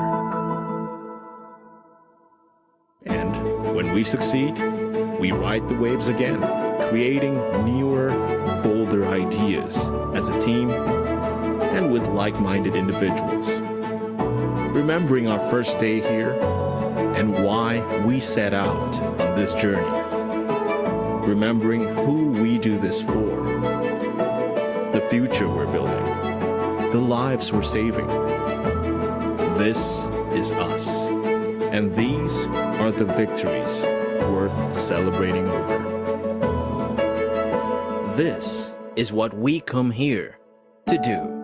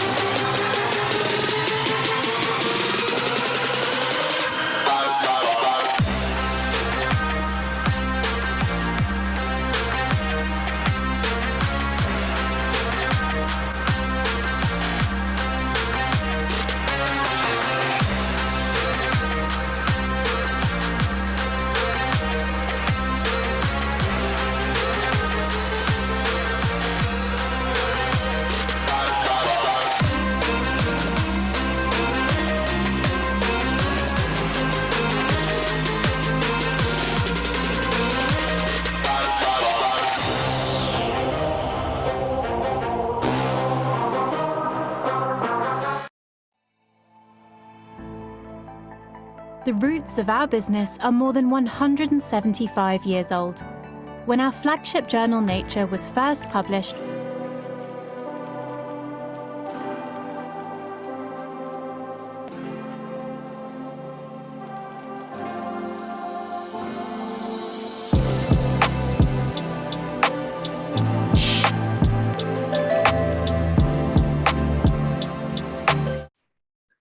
Assalamualaikum and welcome back to the third round of the session for science category. The first presenter for this round is Muhammad Zaki bin Ramli from University Malaysia Pahang, UMP, with the title Crooked Teeth, Relic of the Past. Let's have a look.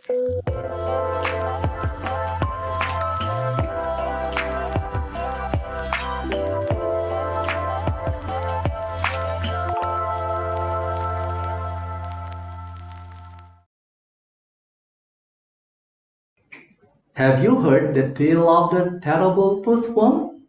These are tiny, merciless worms that drill holes in our teeth and eat away at our enamel, causing excruciating pain. This is the story my grandparents told me as a cautionary tale to get me to brush daily so I wouldn't get caries, hence this dazzling smile. Just a side though. My grandparents had good cause for their fairy tale because caries is a serious and often overlooked problem in young children. When caries goes untreated, it can cause short and long-term health issues among our innocent children. Pain so severe, preventing the child from proper sleep, premature tooth loss causing dental issues like crooked teeth and bite problems resulting in eating difficulties, speaking clarity, and aesthetic concerns. Even worse, it can cause life-threatening infections like brain abscesses and Ludwig's angina. This is where my PhD studies come in. The root cause of caries is not toothworm, but bacteria. Unfortunately, there are good and bad bacteria, and my job is to classify them using the next generation sequencing and assess severity of caries as well as species of bacteria found. By doing this, I seek to come up with the right measures and products to treat caries. Gone are the days of one-size-fits-all toothpaste, and we need to usher in a new age of dental care that is specific to the children's need. In addition, my PhD studies are also concerned on the effect of raising awareness through educational videos about dental healthcare on the microbial composition in children's saliva. If watching these videos are effective in promoting good dental practices, then the microbes hypothetically must reflect those that maintain good oral hygiene. The motivation behind this PhD project is simple. I want to address early childhood caries at its root by cultivating good dental practices among children. I hope in the future, the tale of the terrible toothworm will be a relic of the past, and reliable dental care will be accessible to all, so that every child can smile with confidence. Thank you.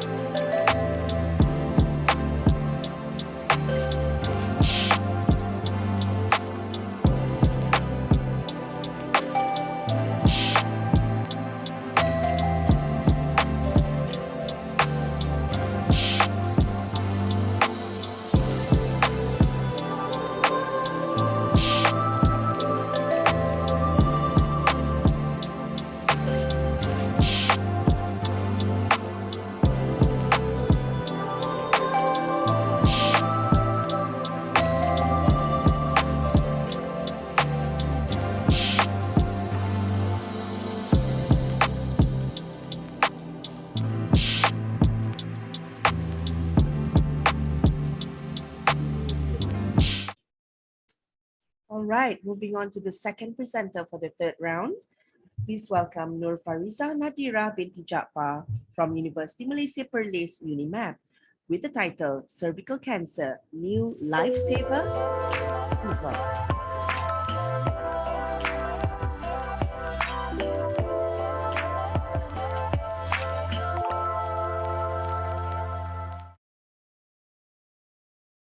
Would you believe me if I told you for a donkey years you are still using pap smear to detect cervical cancer?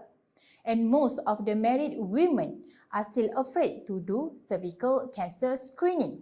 I keep asking myself why they are still afraid. I found out that the process is extremely painful, uncomfortable, and invasive. Can you imagine? The cervical brush is rotating again and again, collecting the specimen inside our endocervix. Without saying anything, I know this process had torturing us enough. This time-consuming operation also has problem on specifically detect type of HPV strain that can cause cervical cancer. And the most worst part is having my closest auntie succumb to this cancer just because she was not treated in time. And I felt that nobody should die from something as trivial as cervical cancer. Now I'm asking, how many women need to be sacrificed because of this gut-wrenching and late detection process? So why not? We invent new nanotechnology electrical-based DNA genome sensor for early detection of cervical cancer. Ladies and gentlemen, meet my cervical cancer lifesaver, a versatile, reliable, and rapid multi-detection of HPV-CC kit, which has not been used before. And I love to say that our research is not depending on swabbing endocervix anymore, but only using one tiny drop of saliva. Why saliva? Because it is non-invasive, comfortable, and contains broad of protein that consists of DNA. With this lifesaver, we only deposit colloidal gold nanoparticle on surface on the IDE kit and immobilize with the ssDNA probe. Then hybridize with saliva. And voila! HPV can be detected in less than 30 minutes. Let me tell you, this cervical cancer lifesaver holds great promises as it is reusable, highly sensitive and selective quantitative approach, and most important is early stage of cervical cancer detection, which give the victims a greater chance to survive. With only swabbing our saliva, we can prevent further outbreak of cervical cancer. Case closed.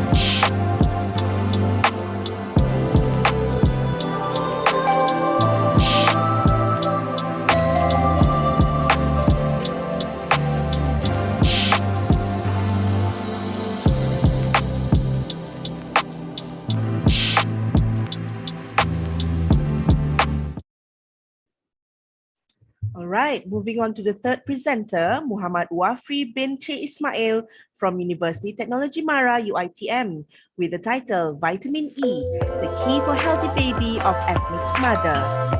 Please welcome.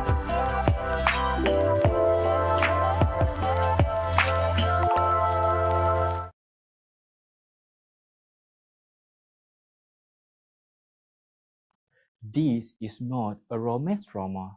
Nevertheless, it is a story of a couple, Emma and her husband. After being married for a few years, one day Emma fell in love with someone else. My goodness. But wait, Emma is not cheating. She is in love with her future baby. Yes, Emma is pregnant. However, because she has asthma, she had mixed feelings about having the baby. Asthma seems to be the most common condition that many suffer from.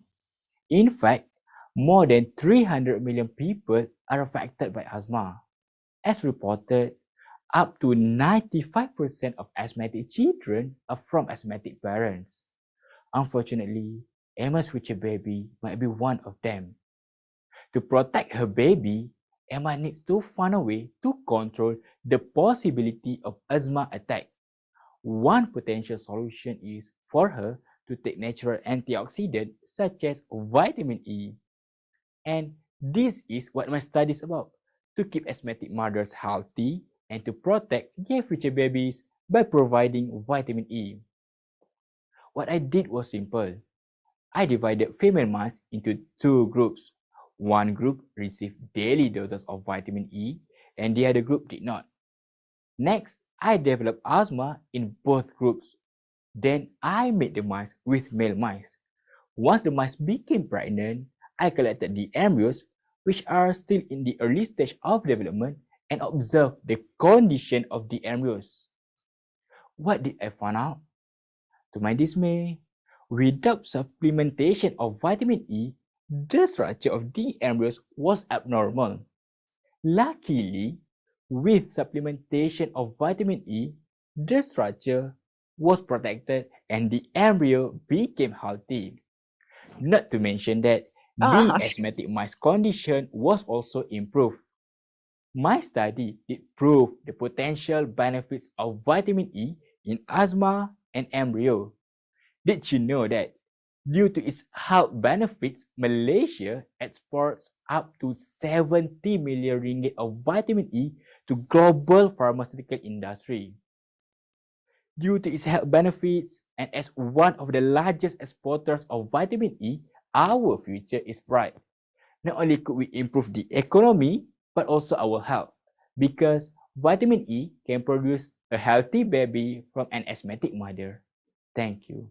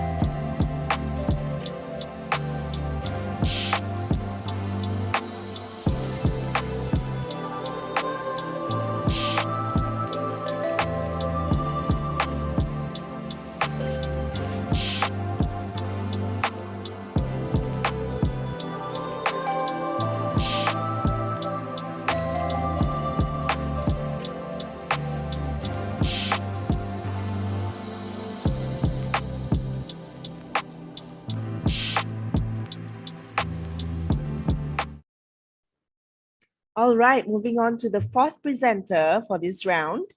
I would like to call upon Muhammad Ashraf Adwa bin Masimin from University Malaysia Terengganu with the title Superbugs versus Superhero Silver Nanoparticles. Please welcome.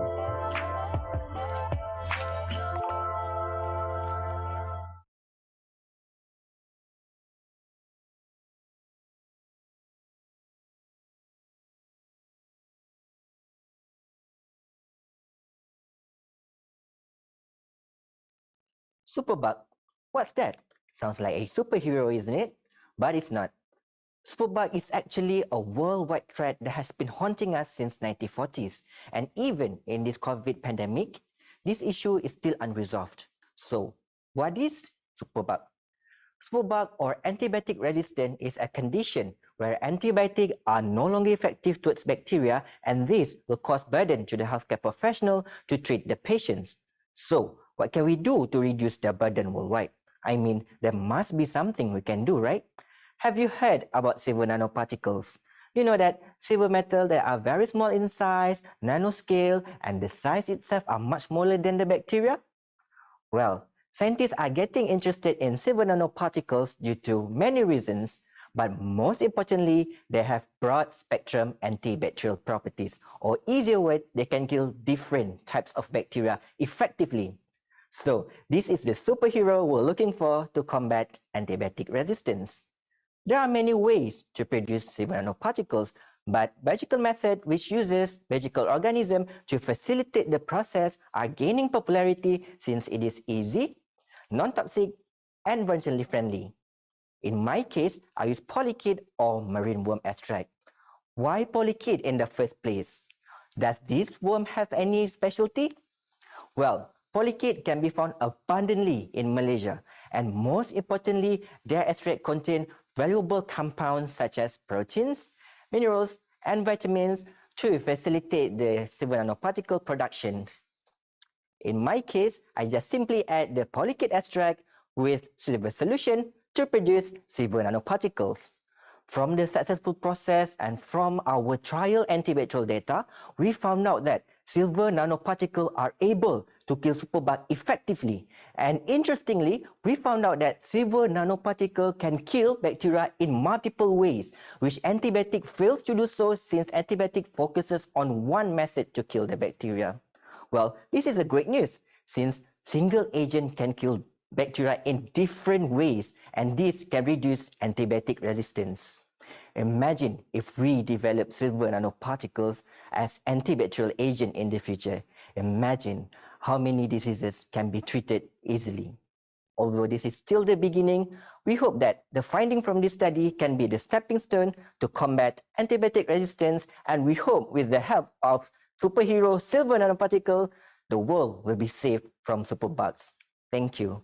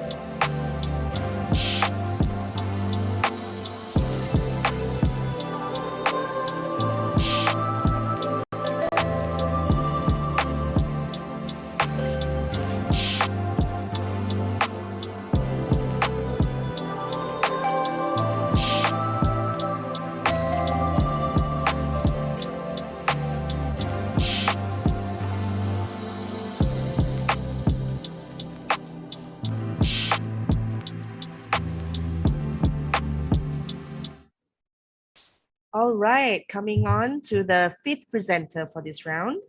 Let's have a look at the video presentation by Rabia Jafari with the presentation, a novel deep learning framework for detection of thin objects in computer vision. Please welcome Rabia Jafari from University Technology Petronas.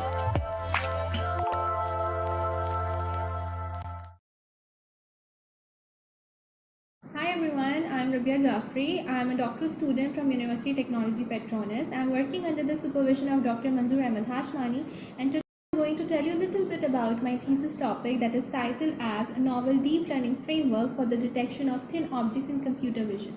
So let's get started. The efficient detection of thin objects from images is important in a variety of application areas, including but not limited to the electrical power line detections, mooring line detections, road rail line detections, and so on.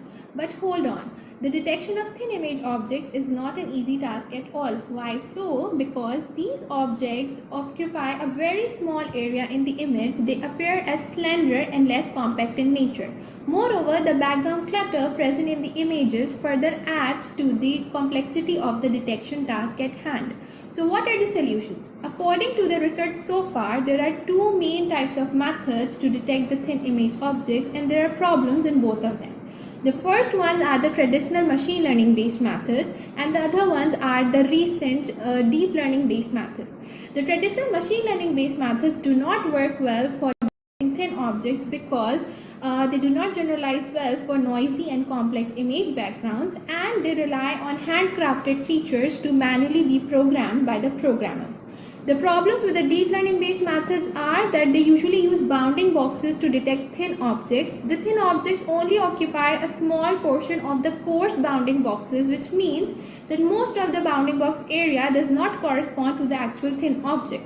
Moreover, the pixel level detectors are also not appropriate for detecting thin objects because they are computationally very expensive. They require pixel-wise annotations and large data sets to work properly. So what are we doing and what is the solution?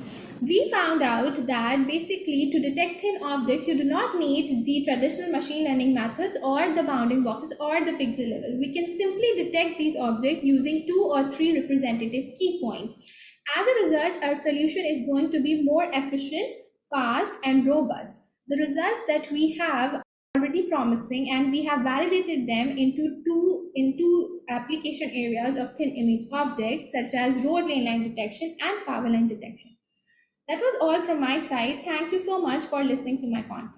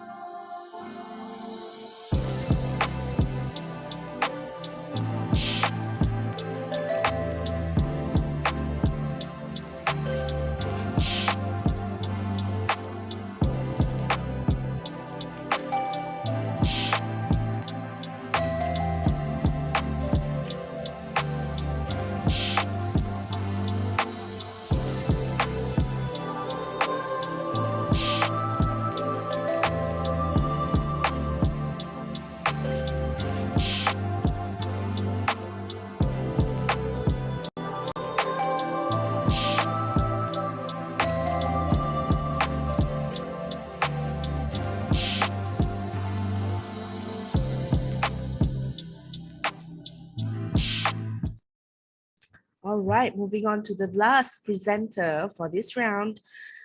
Let's give it up to Muhammad Haikal Nizar bin Muhammad from University Kuala Lumpur, Uni KL, with the presentation Toxin for the Eye, Calculating Odds to Find a Cure. Please welcome.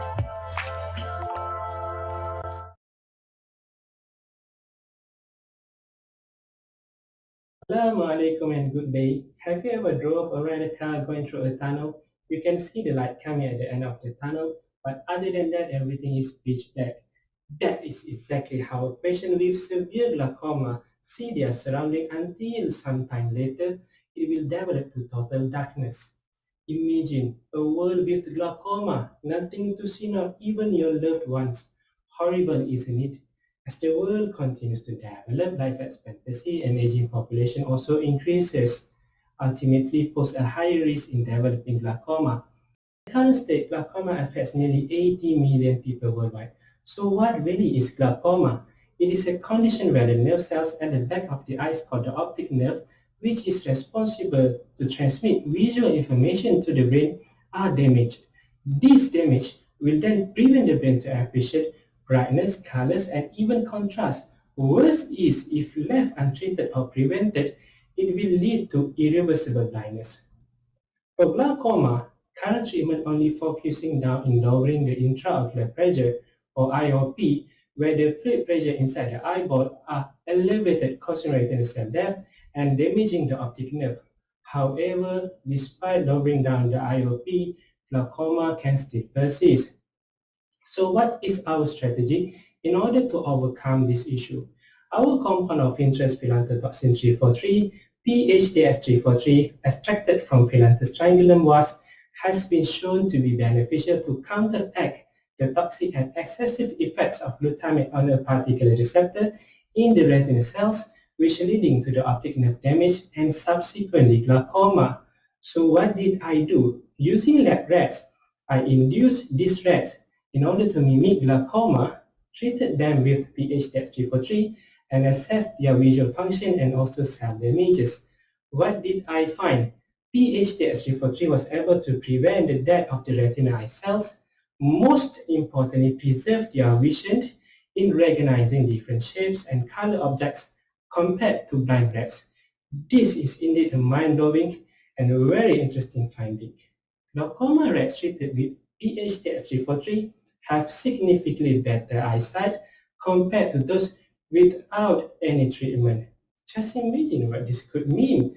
PHDS343 compound may be able to be used in humans someday, and if it has a similar effects on glaucoma patients, it will also help to reduce the academic burden due to the blindness. This study is also in line with Malaysia's national and WHO's global aspiration to eliminate avoidable blindness. And last, don't wait for glaucoma signs, knock it out before you knock it out. Thank you.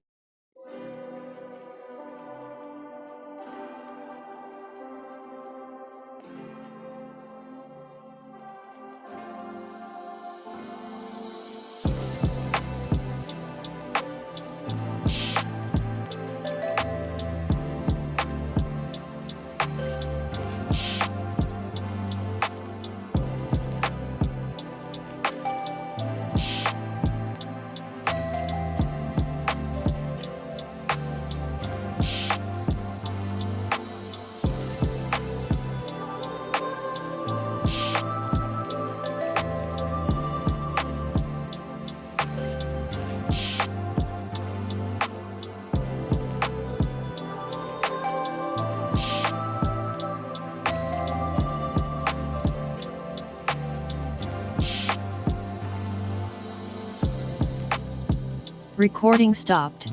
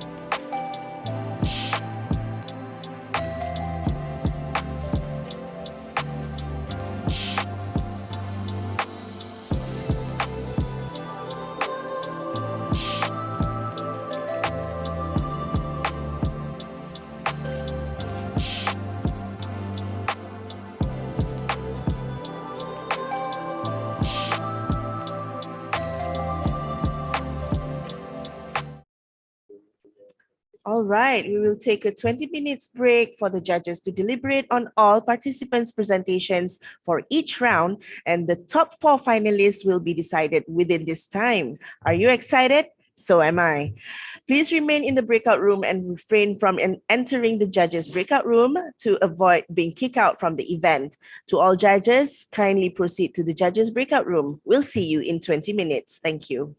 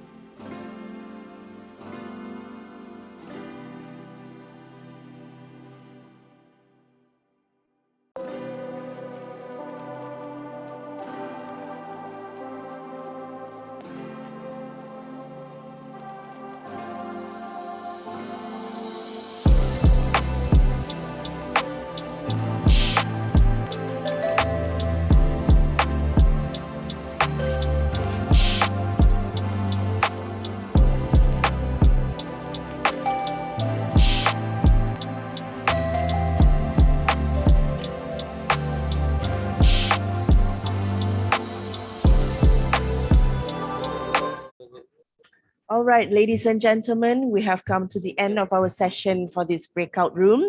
For your information, the moderator will proceed to the main judge breakout room together with the judges for some final decisions. Audience may now return to the main hall for the finalist announcement. Please do not enter the judges breakout room to avoid being kicked out from the event. To all judges, kindly follow the moderators to the main judge breakout room after the deliberation. The finalist announcement will be available at the main hall. Please be there at 11:30 a.m. Audience can now leave this breakout room. I'll see you in the main hall. We'll see you in a bit. Thank you very much.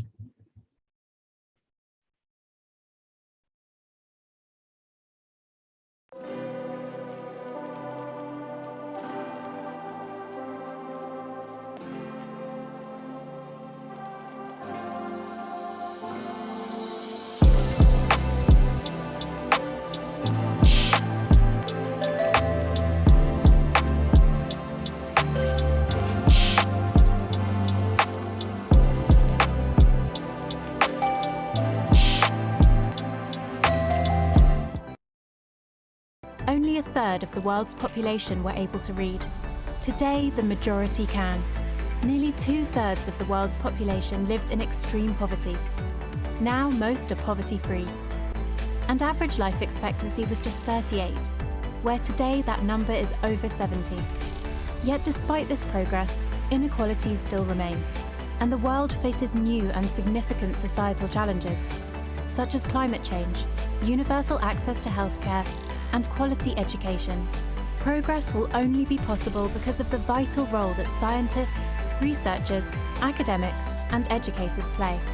And in a world where truths are verified by social media clicks and fake news is easily spread, they are more reliant than ever on being able to share their insight and trust their sources. This is where we play such a pivotal role. As custodians of the academic record, we aim to safeguard the independence and veracity of research, helping researchers to trust and build upon the discoveries that have gone before. Each experiment, every finding, taking its place in the network of discovery and enabling researchers to stand on the shoulders of giants. Let's see how that works in practice. This is Nature's publication record, 150 years of interconnected research, represented by the majority of Nature's papers. A snapshot of the ever-growing web of collaboration and discovery that is science. Let's take Watson and Crick's seminal paper on the structure of DNA as an example. Here it is. Below it is every paper that it referenced. Not just Nature papers, every paper. Then every paper that those papers referenced, and so on. Above it are all the papers that built their work based on Watson and Crick's discovery. Every paper has its own story, its own unique network, and each of those networks connects to others to form a whole. Every paper in every field, playing their part in the global process of research and discovery.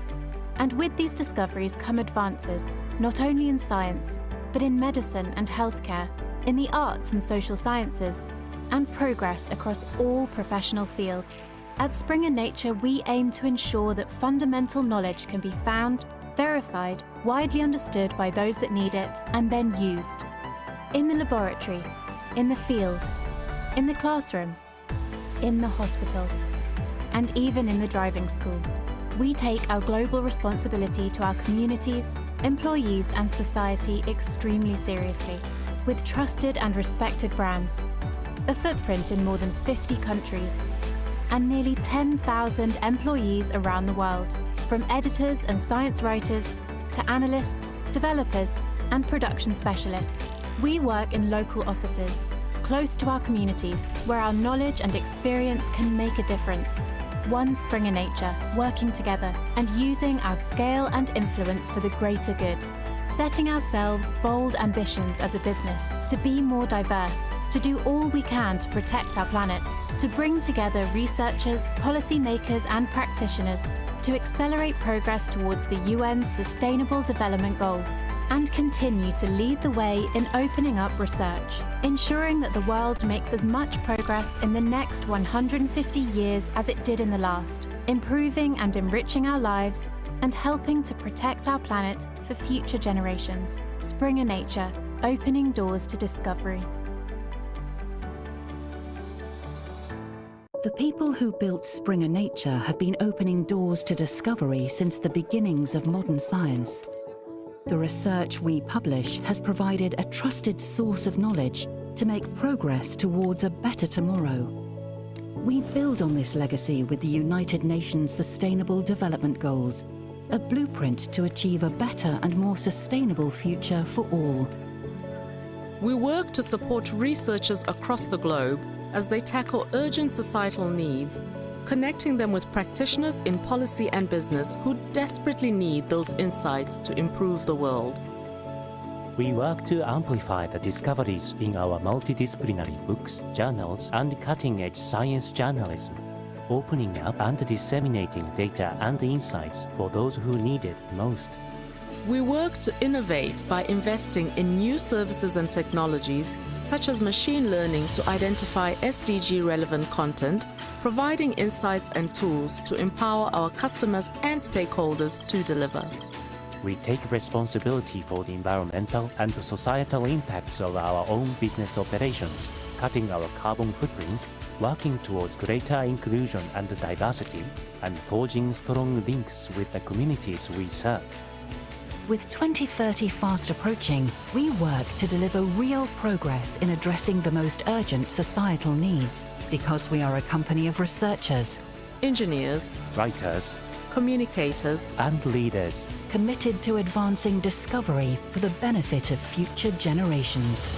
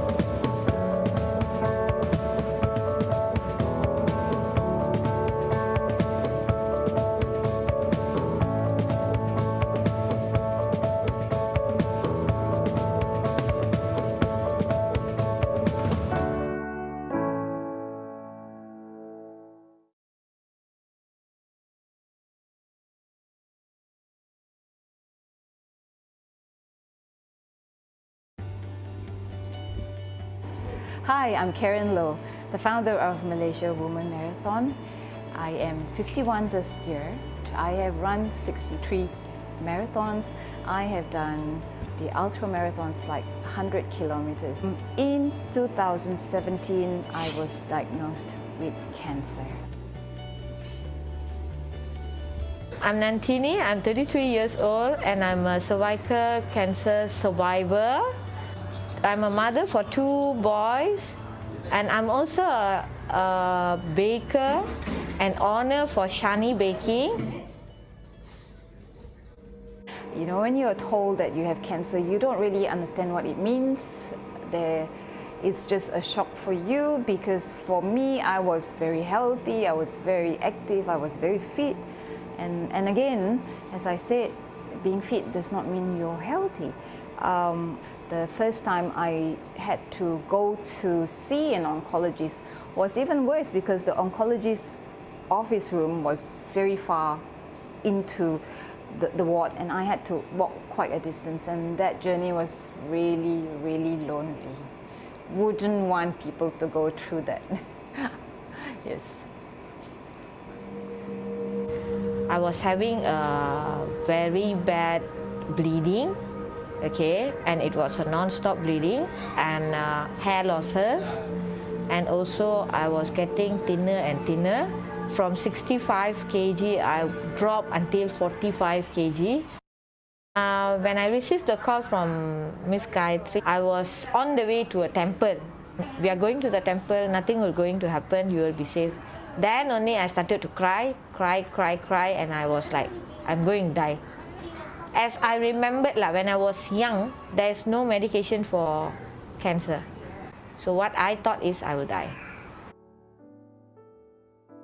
The first time I went to get my chemo was something that only a person who's gone through chemotherapy will realize, because the first time is always something that is very special to you. It's just like, you know, your first marathon run, or your first baby, or your graduation. So it was an experience that I had to face. Perhaps God had a message for me to bring myself to know how it is like, so that I could relate to people and maybe share with them more experiences on how it's like.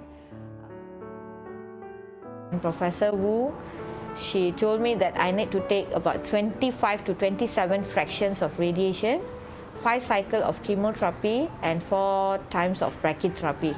My husband paid everything because I'm not under insurance lah. So what happens, each and every time we went, we will spend about 200 ringgit for our transportation from here, from my house, over to PPUM. We will move out from here early in the morning, 5 o'clock. We will stay there for about 18 hours or 16 hours, we will be there. We will be only coming back home about 5 p.m. or 6 p.m. It took her a while to convince me that chemotherapy was the only treatment for me. I was very adamant not to go through chemo, because having heard all sorts of stories about chemotherapy and a bad effect on a person, the healthy cells. So when you ask me what would I have done different in terms of chemo, I will not tell people avoid that. I will tell people go ahead, do the chemo. It's nothing that you should be afraid of. Yeah. A lot of people say, chemo, tak payah buat lah. We were so ignorant about it. Yeah, we didn't read enough. We didn't know how it would affect the body. We just knew from other people say, the chemo is so strong that it's going to kill all your good cells in the body also. Women need to get the information from the right places and from the right people. Sometimes a misconception or perception of what the treatment may involve may actually cause them a lot of fear and anxiety. Therefore, as a doctor, it is important to walk the journey with them and to make sure they have all the information and support that they need. At one point, my boss called me and said, you can't work anymore. Please quit your job. I am the one and only person who was working because my husband is handicapped. So I need something to release my stress. That was the time where I start to bake. And we open up a company which is called as Shani Baking. And I got lots of orders from my previous colleagues, my friends, my family.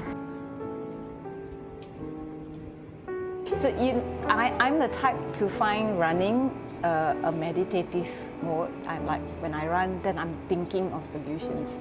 My husband said, are you sure you want to run? Oh, I have to run. If I don't run, then I'm not going to feel good. So I actually literally do 2 to 3 km. Yeah. And I went back to work also. I just didn't want to feel as if it was going to bring me down. I wasn't going to let it defeat me. So what happens is when I go to my interviews, they will be giving a form and they say that, do you have any sick or not? There's one column where they will ask, do you have any sick? So I can't lie to them, so I need to be genuine. So I'll just mention that I'm a survivor cancer. I actually pass in all the exams and everything. The only word is destroy my whole, what we call, my career. So that was the time where I hate myself. Why am I like this? Why I got the sick? Why not other people never get the sick? But my husband is there. He's there.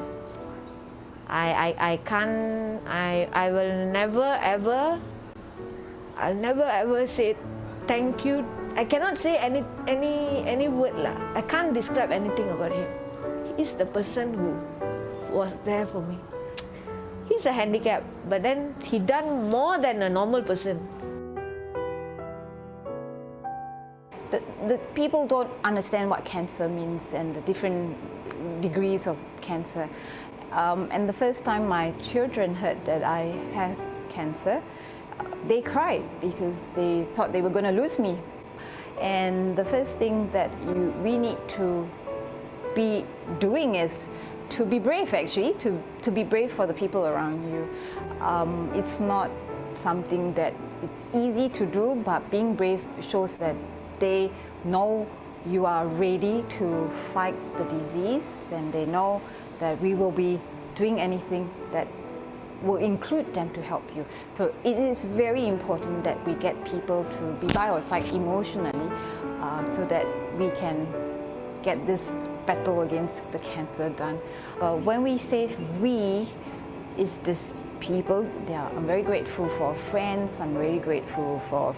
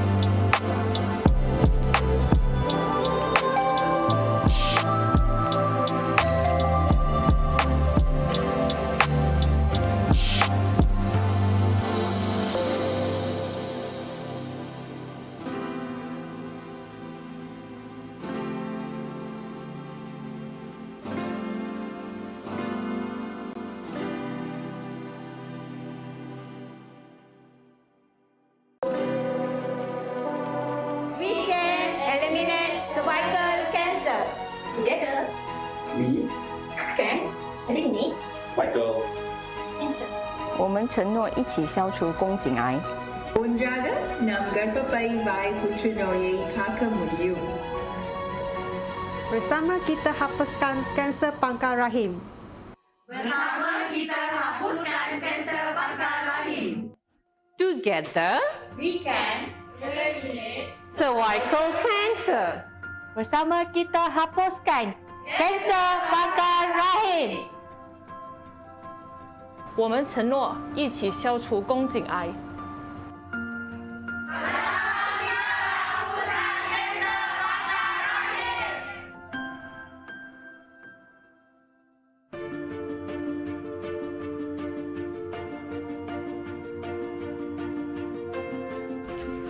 Together, we can eliminate cervical cancer. 我们承诺一起消除宫颈癌。我们承诺一起消除宫颈癌。 Ondraga ng Garpapaybay Putrinoye Kakamuliu. Together, we can eliminate cervical cancer. Together, we can eliminate cervical cancer. Together, we can eliminate cervical cancer. Together, we can eliminate cervical cancer.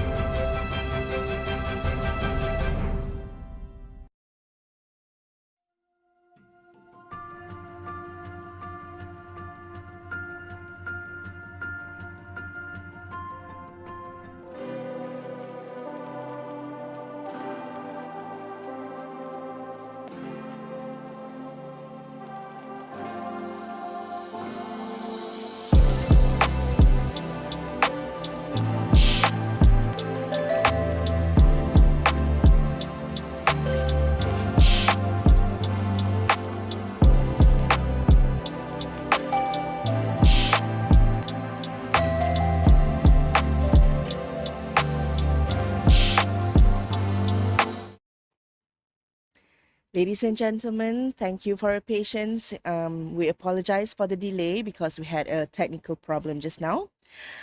Assalamualaikum warahmatullahi wabarakatuh and welcome back to the main hall. The judges have deliberated and selected 12 finalists for all categories. Now, our most anticipated moment of the event, I will announce the finalists. Top 4 finalists for science category goes to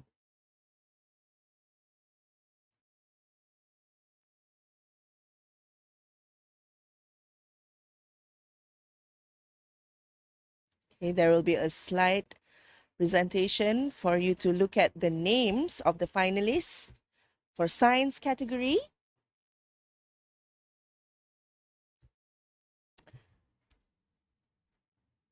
Nur Izzati binti Umar Zaman from University Technology Mara. Nurul Aina Adila binti Rusman Nuraini from Universiti Kebangsaan Malaysia. Muhammad Ashraf bin Abdul Jalil from Universiti Islam Antarabangsa. And Muhammad Ashraf Adwa bin Nasimen from Universiti Malaysia, Terengganu. Congratulations to all finalists from the science category. And now, I would like to announce the engineering and technology category. The top 4 are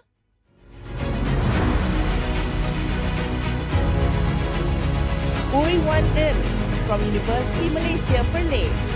Congratulations. Next, Velan Raman from University Putra, Malaysia.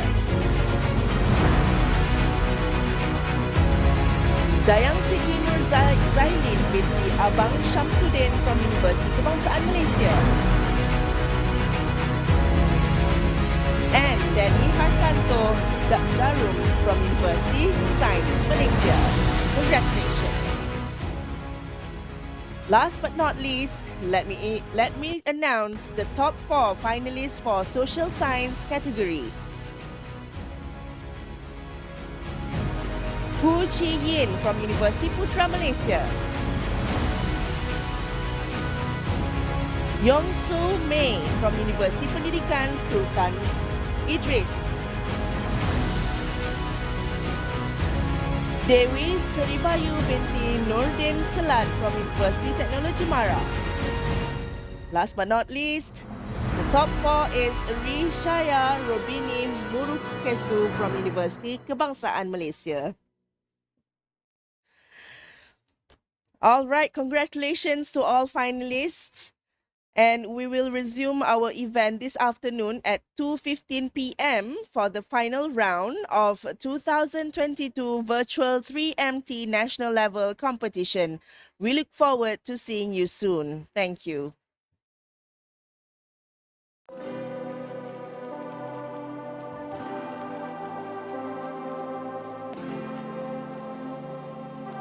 Congrats and bio.